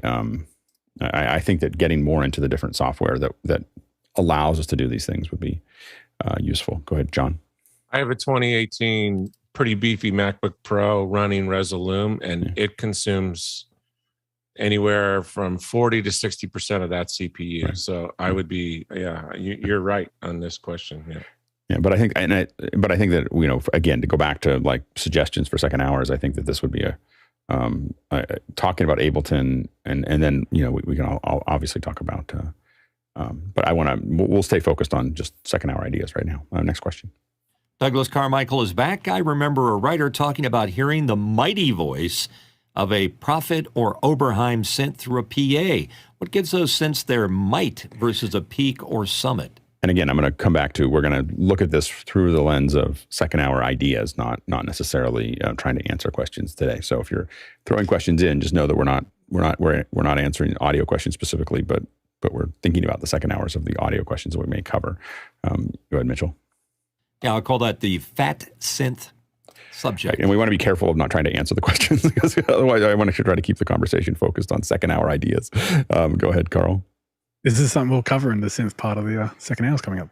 Yeah. So, understanding how synths, how we get the things. And I think that there's a lot of synths that, we can talk about. I think that there are some classic ones that we can, I think, answer questions. Like the 808 is a pretty easy one to talk about. Euroracks, those types of things.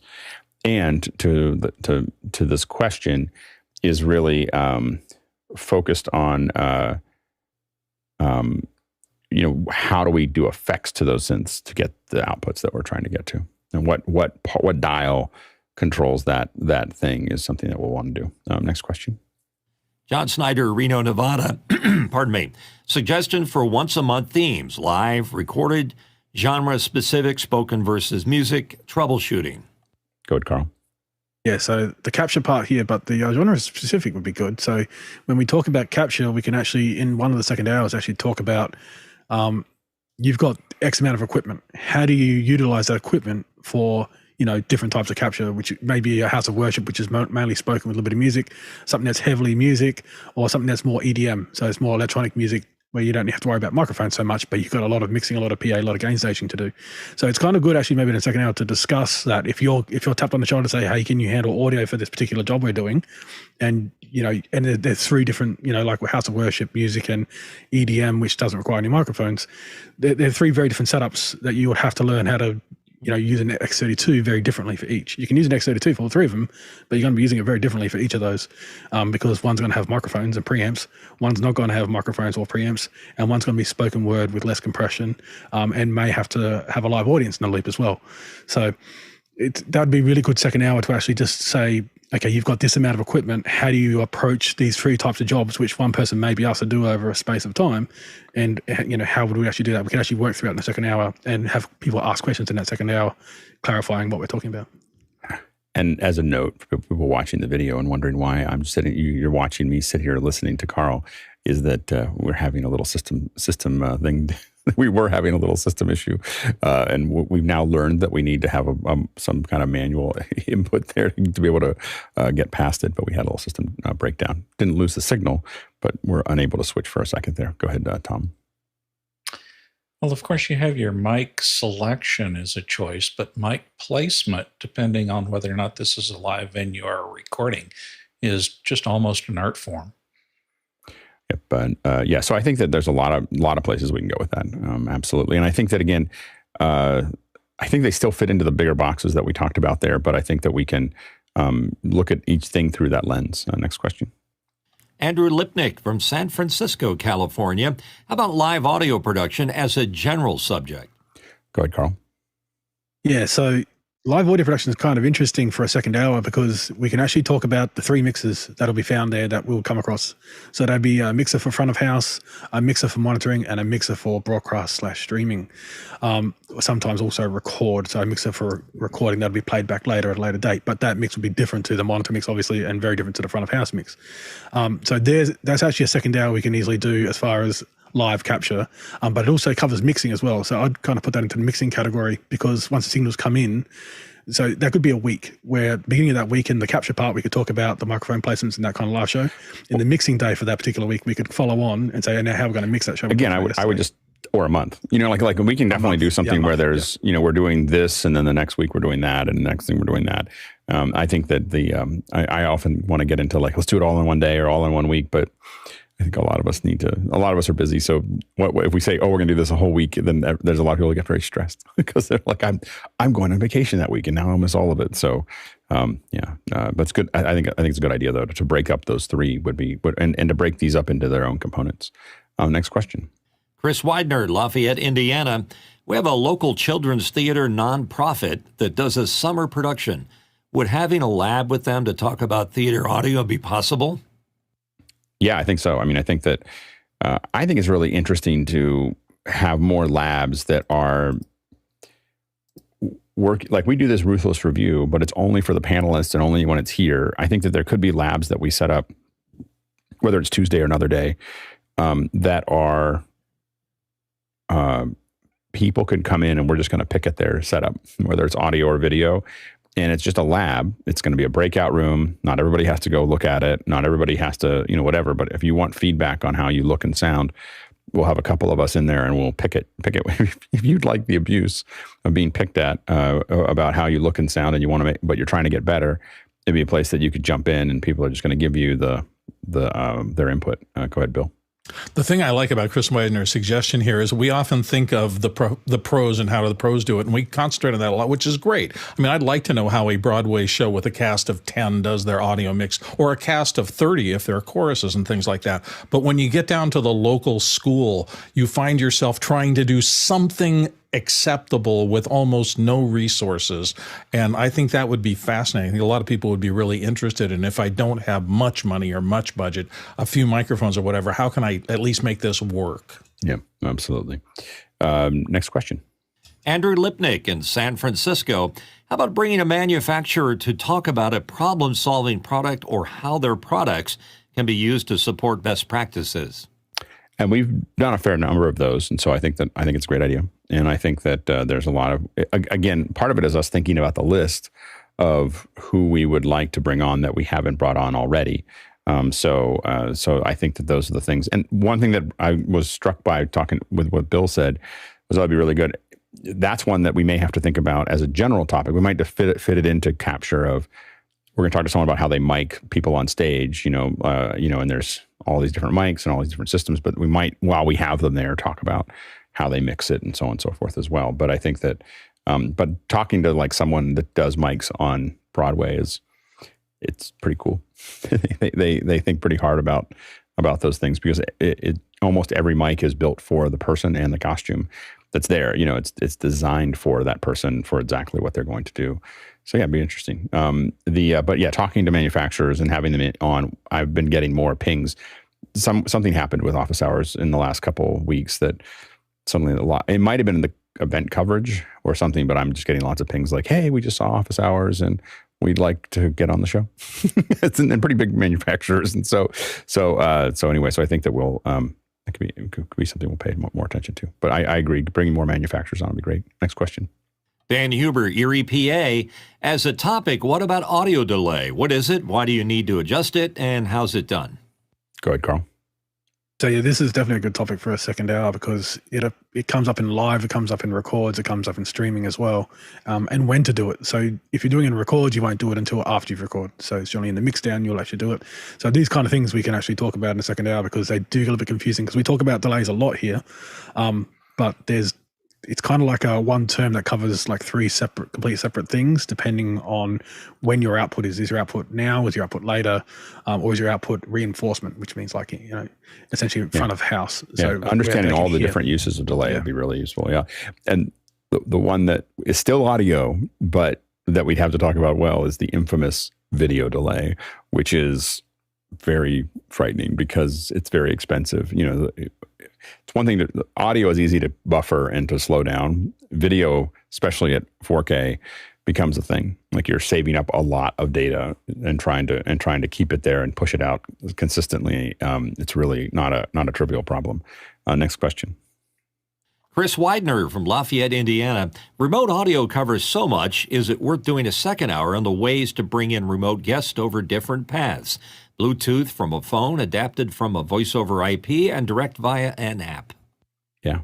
I think that covering different, especially audio paths, covering different products. I think there's one, DLTV, I think is one that we've used in the past. There's a couple of them. There's a couple of different podcasting ones that record locally and upload. How do you transport those? How do you transport for live? How do you transport it? So I think that would be a great subject to look at. Absolutely. Next question. John Snyder, Reno, Nevada.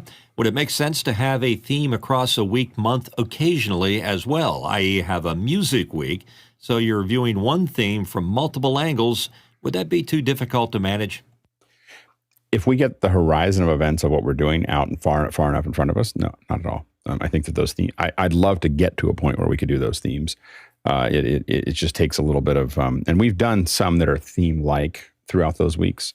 So I think that those would be a lot of fun. We just have to, it just takes, this conversation or all the conversations this week are the precursor to me looking to build a team that will work with me on doing some of these things. This is the general interaction of finding people to do second hours and then prepping for them and prepping all the other bits and pieces is a pretty time-consuming process that I need to hand off. And work with the team to do it, but just not do all the things that I'm doing right now because it's a lot of time. So I think that it's just a matter of having a team. And if you're interested, I'm going to put out a call for action at some point in the next week or two. But if you're interested, you can reach me on Discord as well if you're interested in being on that team. Next question. Gabriel Ng from Malaysia. In the audio mixing category, it would be great to know the panel's thoughts about AUXs, DCAs, VCAs, and which they would prefer to use and why. Thanks. And it'll all be different. Go ahead, Carl. Yeah. So we can actually sit and actually break down the components of a general mixer like an X32 or Wing, that kind of stuff. And look at even like software mixers as well. Software mixers offer some other opportunities. Yeah, there was a great, I thought about needing to do this for digital mixers. There's one of the videos one of the YouTube things I've talked about in the past that I've started to watch a lot when I'm just like, I'm having my lunch or something, is I always go up and see if there's a new thing from Audio University on YouTube. Again, there's a handful of things that he says that I go, I don't know if I agree, but he very, very, very clearly outlines a lot of tech that is particularly useful. It'd be fun to get him on every once in a while because if he knows as much as he's laying out there. Some people on YouTube, they just know a lot about what they read, and they put it all together very well and package it up. But he seems to, it's a pretty good It's a pretty good layout. And by the way, it's probably in my opinion, one of the best general, like, just watch all of these, and then we can have a different level of conversation. whether you agree with all of those things or not, it gets you thinking about all the things that are important. It's probably if you don't know anything about audio, that's probably the most important channel on the internet, as far as I'm concerned, to learn audio, is just to watch those. Just watch his videos.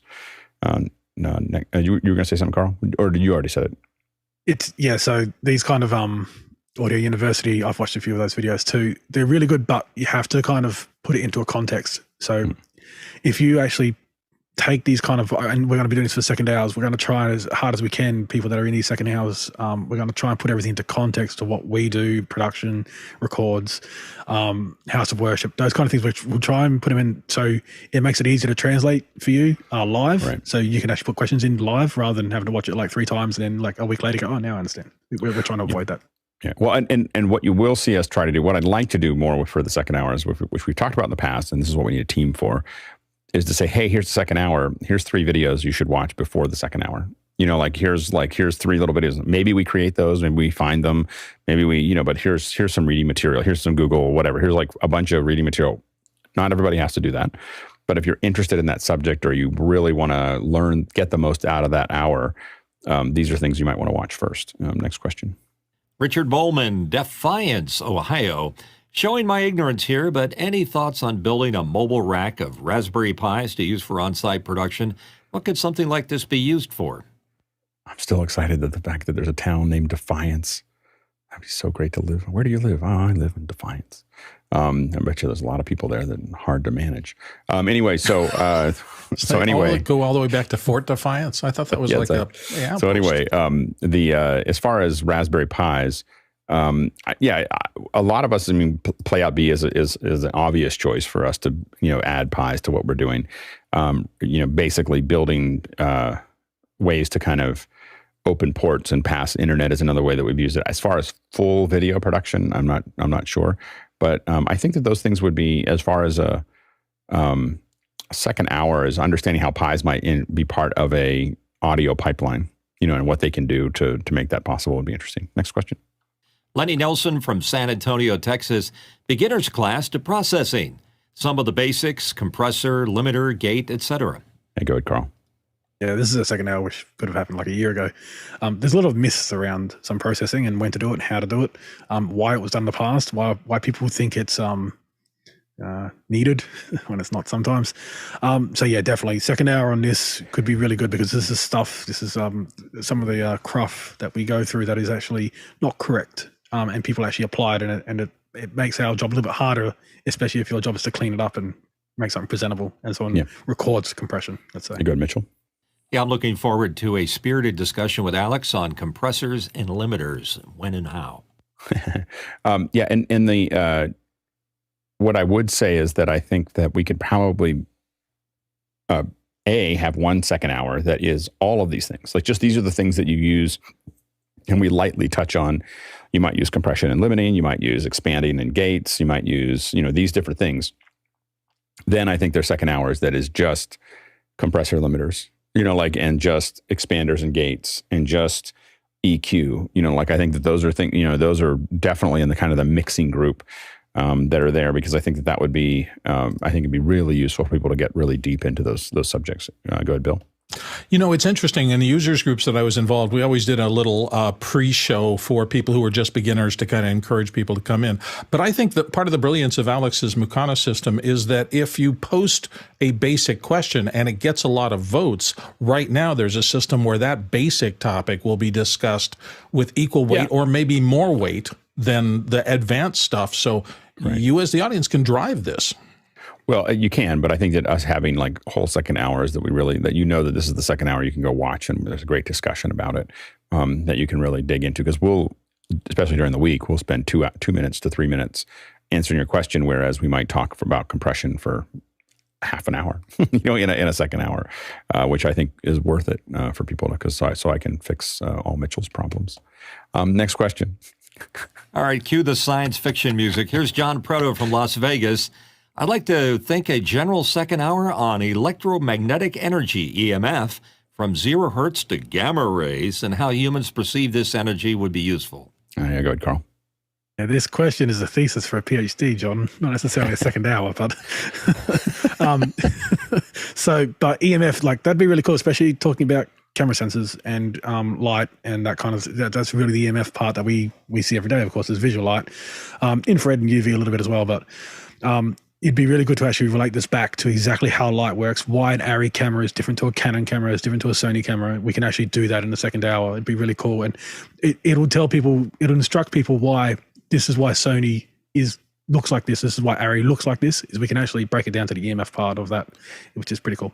And one thing that I would love to do is play with frequency and talking about different frequencies and where things sit on frequencies. So I think there's this whole second hour that sits in audio frequency of understanding, like, what do we hear? Like, where is the voice and where is the bass and where is noise and where is hiss and where is, like these are the places that you see these frequencies, but also getting like the Sanken 100K and going out there and recording a bunch of stuff. A lot of sound designers that I know have used that as a sound design tool, because there's tons of, we hear 20 to 20,000, or really for me probably 40 to 10,000. But anyway, but we hear these, theoretically we can hear these wider ranges. But there's this whole world of noise that lives up in the 50K and 80K, and there's just all these other things that are going on. And so folks will go up and they'll record this. There's a mic that'll pick that all up, and you can record it all, and then you shift it, and you can go find things that you wouldn't, just sounds that you've never heard before. So sound designers use it. I think that would be a fun second hour, is to talk about that. Go ahead, Mitchell. You could call it infrasonics. Infrasonics. Oh, very or bat good. finding. Yeah, exactly. Next question. Josh Kaufman, Pittsburgh, PA. Here he comes with a question. Audio equipment services or software deep dives, either with a product rep or internal office hours tutorial, i.e. Flow 8-day. Yeah, go ahead, Carl. Yeah, I think a deep dive on a piece of equipment or a service or a product that we use quite regularly. ATEM would be a good example there. We've done that in the past. Of course, I did the Flow 8. This is something that's pretty cool, but you do want an activation energy. You want a certain level of our community to tip that over. You don't want to just pick so I'm going to be careful not to do that with a synth, and not to kind of pick one synth and say, I'm going to deep dive in this one synth, because, everyone would just tune out. But I think your rack would probably be the only one where I'd do that, though.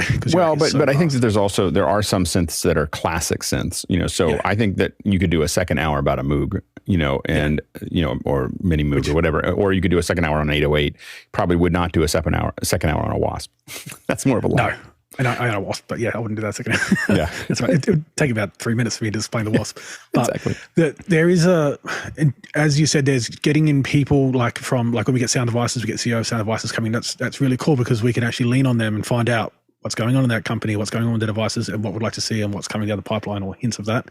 And then you get when we come in and when we talk about stream decks. So I don't own a Stream Deck, but I find out everything I need to know about Stream Decks from here, because this is a community I come to for Stream Decks, and so that's very valuable when I speak to Alex and Chris and people like that who actually own Stream Decks and use them every day, and how they're using them. It's more about how they're using them rather than their makeup, of course, and what problems they solve is really important for me to hear.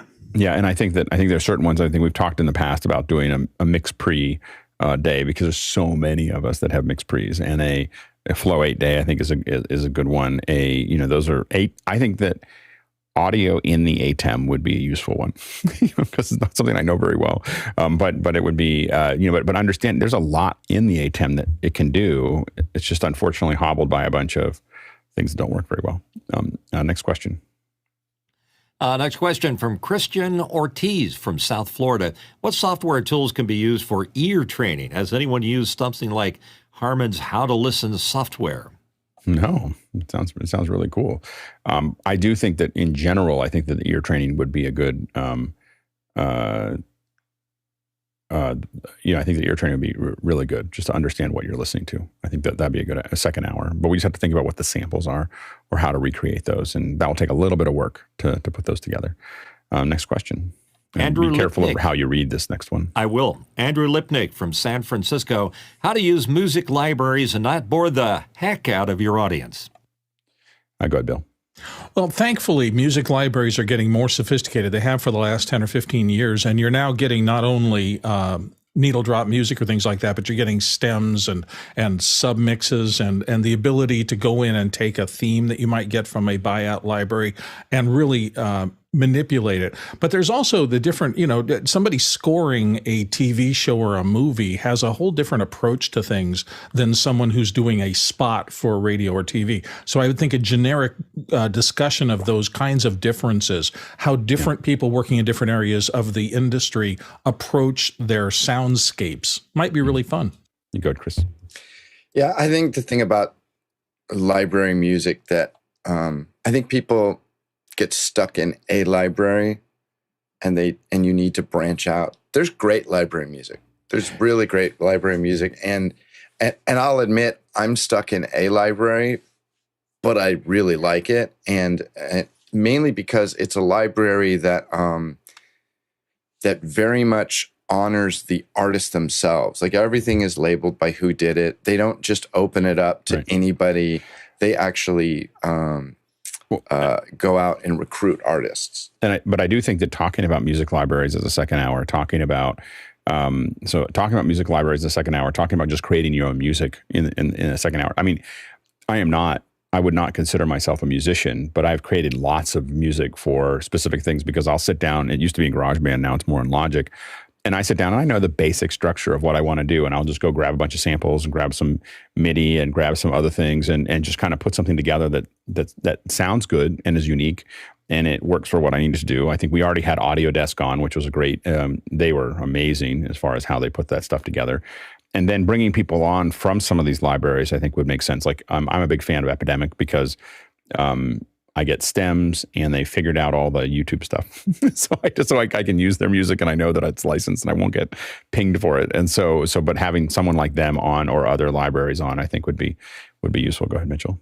Yeah, plus one on that. It's amazing how many choices you have now of not just the fact that it's a music library, but how they package it. It's just really cool how many options are out there. Yeah, and I think that as we go into this, I think there's the music libraries, and then there's also sample libraries, and I think we could have general discussions about those, and then we could start breaking into bringing some of those folks on to talk about those things because they're interesting. Because I buy a lot of sample libraries too, so that I have a bunch of this stuff. I want something African, or I want something, from this area or whatever. And I've got all these samples of music, of instruments from there that I can kind of throw in there to put just subtly in the background, and talking about how we do that would be good.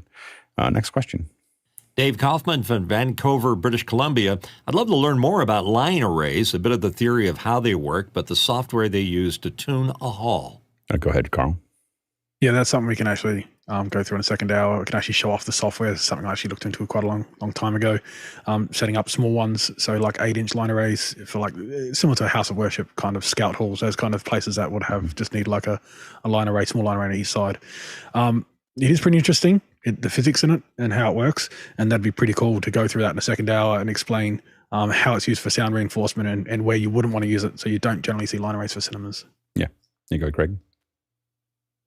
Back when Acoustics first brought out the VDOS lines, I actually went through a bunch of the training that they put forward to deal with all that, and somewhere in here, I've got a whole bunch of the resources from that I can look up as well and dig out, because it is quite intense. And I think I know some folks at Acoustics, we could probably possibly get them to come in and talk too. It'd be really interesting to look at their approach, because they're really taking, upper level surround experiences into venues. And so it's a pretty interesting thing. Next question. Hasma Gajar from Cape Town, South Africa. Maybe have a session for rookies. Create a list of basic and must-know terminology and explain those. Mix minus, balance audio, created a mix, hot and low, bleeding, USB, and audio chains. Start with user-contributed list. Yeah, Carl. Yeah, I can definitely see a second hour where you probably spend maybe 20 to 30 minutes actually just going through a scenario, setting up, like a beginner, like maybe a mix minus for a podcast, like you're doing an in-real podcast and with 2 remotes coming in. So that would be pretty cool to go through the first 20, 30 minutes, actually setting up, showing the equipment you'll need to do, how it's hooked up, have flow diagrams, those kind of things as well to help. And then after that, you would actually have 40 minutes or so for question and answers on what we just saw, to clarification, those kind of things. So, but for a beginner, let's say recording a podcast with a mixture of remote and people in the real, that would be a pretty cool second hour to get people just into the door for what a mix minus is, what gain structure is, what gain level is, the difference between level and gain, all those kind of things. Yeah. Absolutely. Next question. Robert Shoji from Los Angeles, California. How to record a drum set for mic placement and choice to mixing and mastering. Go ahead, Carl. Yeah, so this would cover a lot of the things we talk about, which is, the capture, the mixing, and the output. Drums are interesting, analog drums. We could actually set up and actually show this off, or sometimes a little bit easier in off sales, actually just show it off graphically.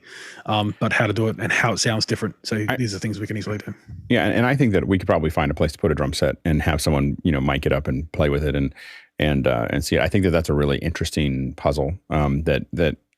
It's really interesting because some people are like, oh, I put 2 mics or 3 mics, and some people have 8 mics, and some people have, and what do you get out of that, and where do you put them? And I think that's definitely a second hour. I also would love to have the folks from Roland come on and talk about I was just talking to a drummer about using the Roland electronic drums, and that has come a long way, where they are, and it was funny. It was the drummer was talking about the fact that that's what they can rehearse on at home, because they just put their headphones on and play away, and it's not bothering everybody in the house, but they're still getting a pretty good sonic experience, in that area. And so it was really interesting to have them talk about that, and a lot of people learn that way now because. And they're getting more and more with having the heads really feel like the real thing, and being able to, like, one of the things that was interesting is that when they show up, they're all too tight. And so you'll think it'll just bounce up really quickly. And he talked about the fact that you need to loosen them up. That's the first thing you do with them, but no one knows that. And he says, so everybody gets these things and just feels like, well, electronic drums are electronic drums. And he goes, as soon as you loosen them up, they feel a lot more like a drum, so having someone on that can really talk to that would be really fun. Go ahead, Bill. Also, in drum recording, one of the biggest problems most people have in live circumstances is isolations, because they send so much energy out to all the mics on stage. We've seen so many circumstances of people surrounding drums with plexiglass and putting them in baffles and things like that. So just those kind of issues about recording a loud musical instrument in space, I think would be a fabulous discussion to learn from. One that would be fun, and then I think it applies to different things, is the surround thing. How do we capture for surround? How do we mix for surround? How do we output surround?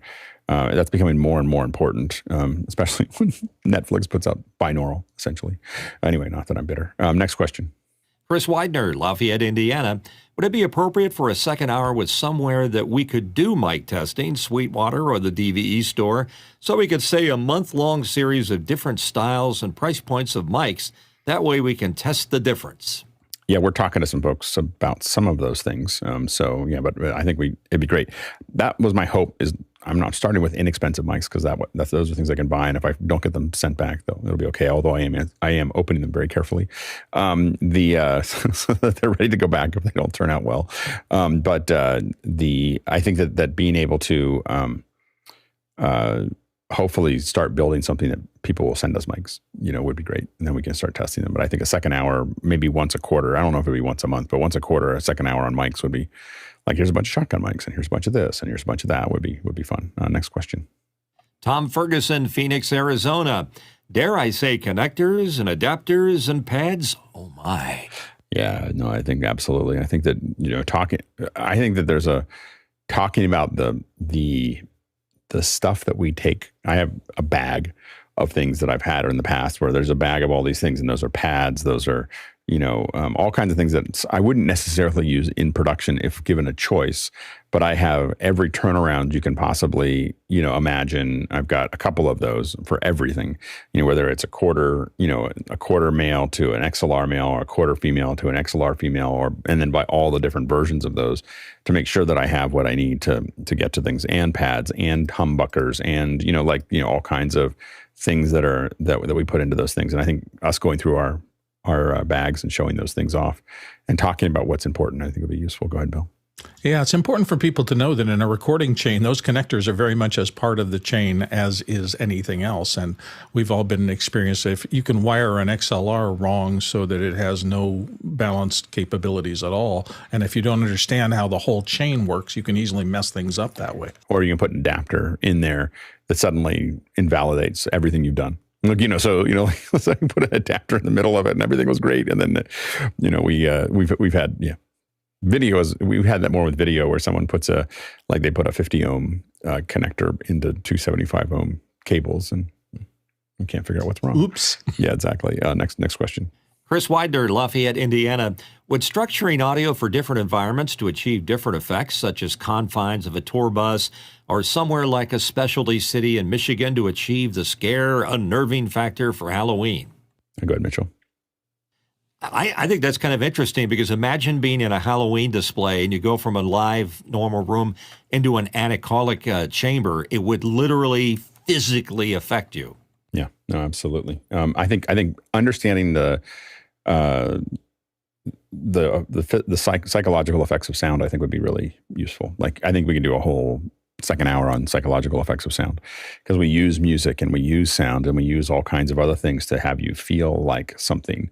Oftentimes, like a lot of times, if we'll add a bunch of things that are a little random and a lot of little things going on, and it makes the audience feel uncomfortable. And that's the point. Is to make the audience feel uncomfortable. Next question. Robert Shoji in Los Angeles, California. How about covering how to record audio for a two-person interview, lav versus boom, and placement with timecode, and how to sync during editing? Yeah, I think a whole thing on just the best way to do those kinds of things would be great. Just a step-by-step of all the things you need to put into place to make that work. Absolutely. Next question. John Snyder in Reno, Nevada, kind of like the earlier one. Topic idea, creating the right environment, sound treatment, different approaches from different room types and price points. Go ahead, Carl.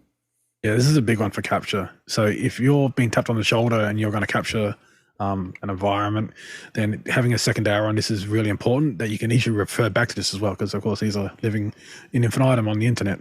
So it's kind of, if you've got your own setup, like we have our own little setups, that's one thing we can cover in a second hour. Another one is how to MacGyver a way to do, let's say this is the previous question, a two-person interview, and you've got to do it in a hotel suite. How do you MacGyver a decent recording setup in a hotel suite that's not just about microphones, but it's actually about the actual environment you're in? And so you're getting out the couch cushions, you're getting out the quilt covers, and you're setting it up. And it will work, but you need to know the basics of understanding what to do to MacGyver it to actually get it done and get your job done. So there's a good chance for a second hour for that as well. A couple times I've requested 2 cots, not because I needed to sleep on them, but because the cots are really easy to prop up big soft things that will deaden the sound on the way out. So yeah, talking through those kind of MacGyvers. Yeah, exactly. Next question. TJ Asher, Minneapolis, Minnesota. How about getting some audio engineers, professionals, aka Mickey, on to discuss their issues and solutions to problems they encounter, or to discuss their projects and how they manage the projects? Go ahead, Mitchell. I'm all for it as long as Mickey doesn't pick on me about my Aphex channel. Next question. Next question. John Snyder from Reno, Nevada. Here's a topic idea: how to describe audio issues using words like, what does tinny or room boom mean? What does each sound like, and what's actually going on? Yeah, I think a lot of us have definitions for these, and they mean something to us. And probably a whole second hour about what those things. When someone says that you sound roomy, what does that actually mean? Or that you sound thin, those are all things that I think would be pretty useful. Absolutely. Next question. Yeah, it looks like the last one, and it's from Chris Widener in Lafayette, Indiana. Not sure about doing this as audio or if it would fit better on an editing day, but I would love if we could do a couple days on Foley. Oh, I think it's audio. Go ahead, Carl.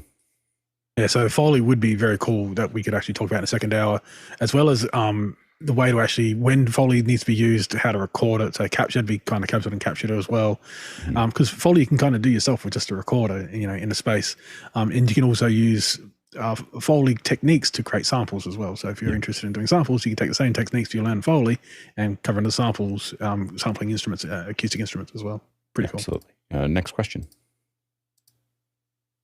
Jason Robert Shaw from Sarasota, Florida. Yeah, we got an extra one in here. Talk about sound devices, mix pre, and how to use your preamp. Also, what is auto mixing? Yeah, no, and Dan's already said he'd come on. I just have to get him scheduled, so we'll get Dan Dugan on and have him talk about the origins of auto mixing. It'd be fun. So we'll work on that. All right. It's great set of suggestions. These are always really useful. I have to do them about every 6 months because I'm just like, you can always tell if I start showing up. I was telling somebody else, if I start showing up doing presentations, it usually means that I'm not sure what to do next, and I'm making stuff up. And so if I'm doing, because I just don't have the time to prep very much. so if I'm kind of tap dancing. So usually you'll see me do a couple presentations. Like last week, I think I did 2 or 3 of them, and you'll see if you see that pick up, you know that there's a week coming that's going to be, okay, what do we do now? So I depend on all of you to do that. So a lot of great suggestions from the producers. Thank you for that, and thank you for the ideas from the panelists as well. Can't do this without you. And thanks to the great crew who also dealt with all kinds of ups and downs today. Well done. You handled it smoothly, and so great work every day getting that done. All right, now we're going to jump into after hours.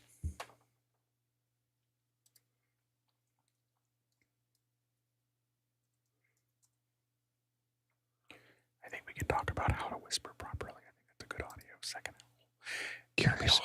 A whole second hour of us whispering. Mitchell has to charge up his shirt overnight. We got to do a subject on Mystophonics. Oh, Mitchell, I thought you were going to whisper now. You started it. You cracked that seal the other day. We heard him whisper, so we know that he knows how to do it. Once a year, for Alex. He's just being difficult. You see, it's happy birthday. Happy birthday. Birthday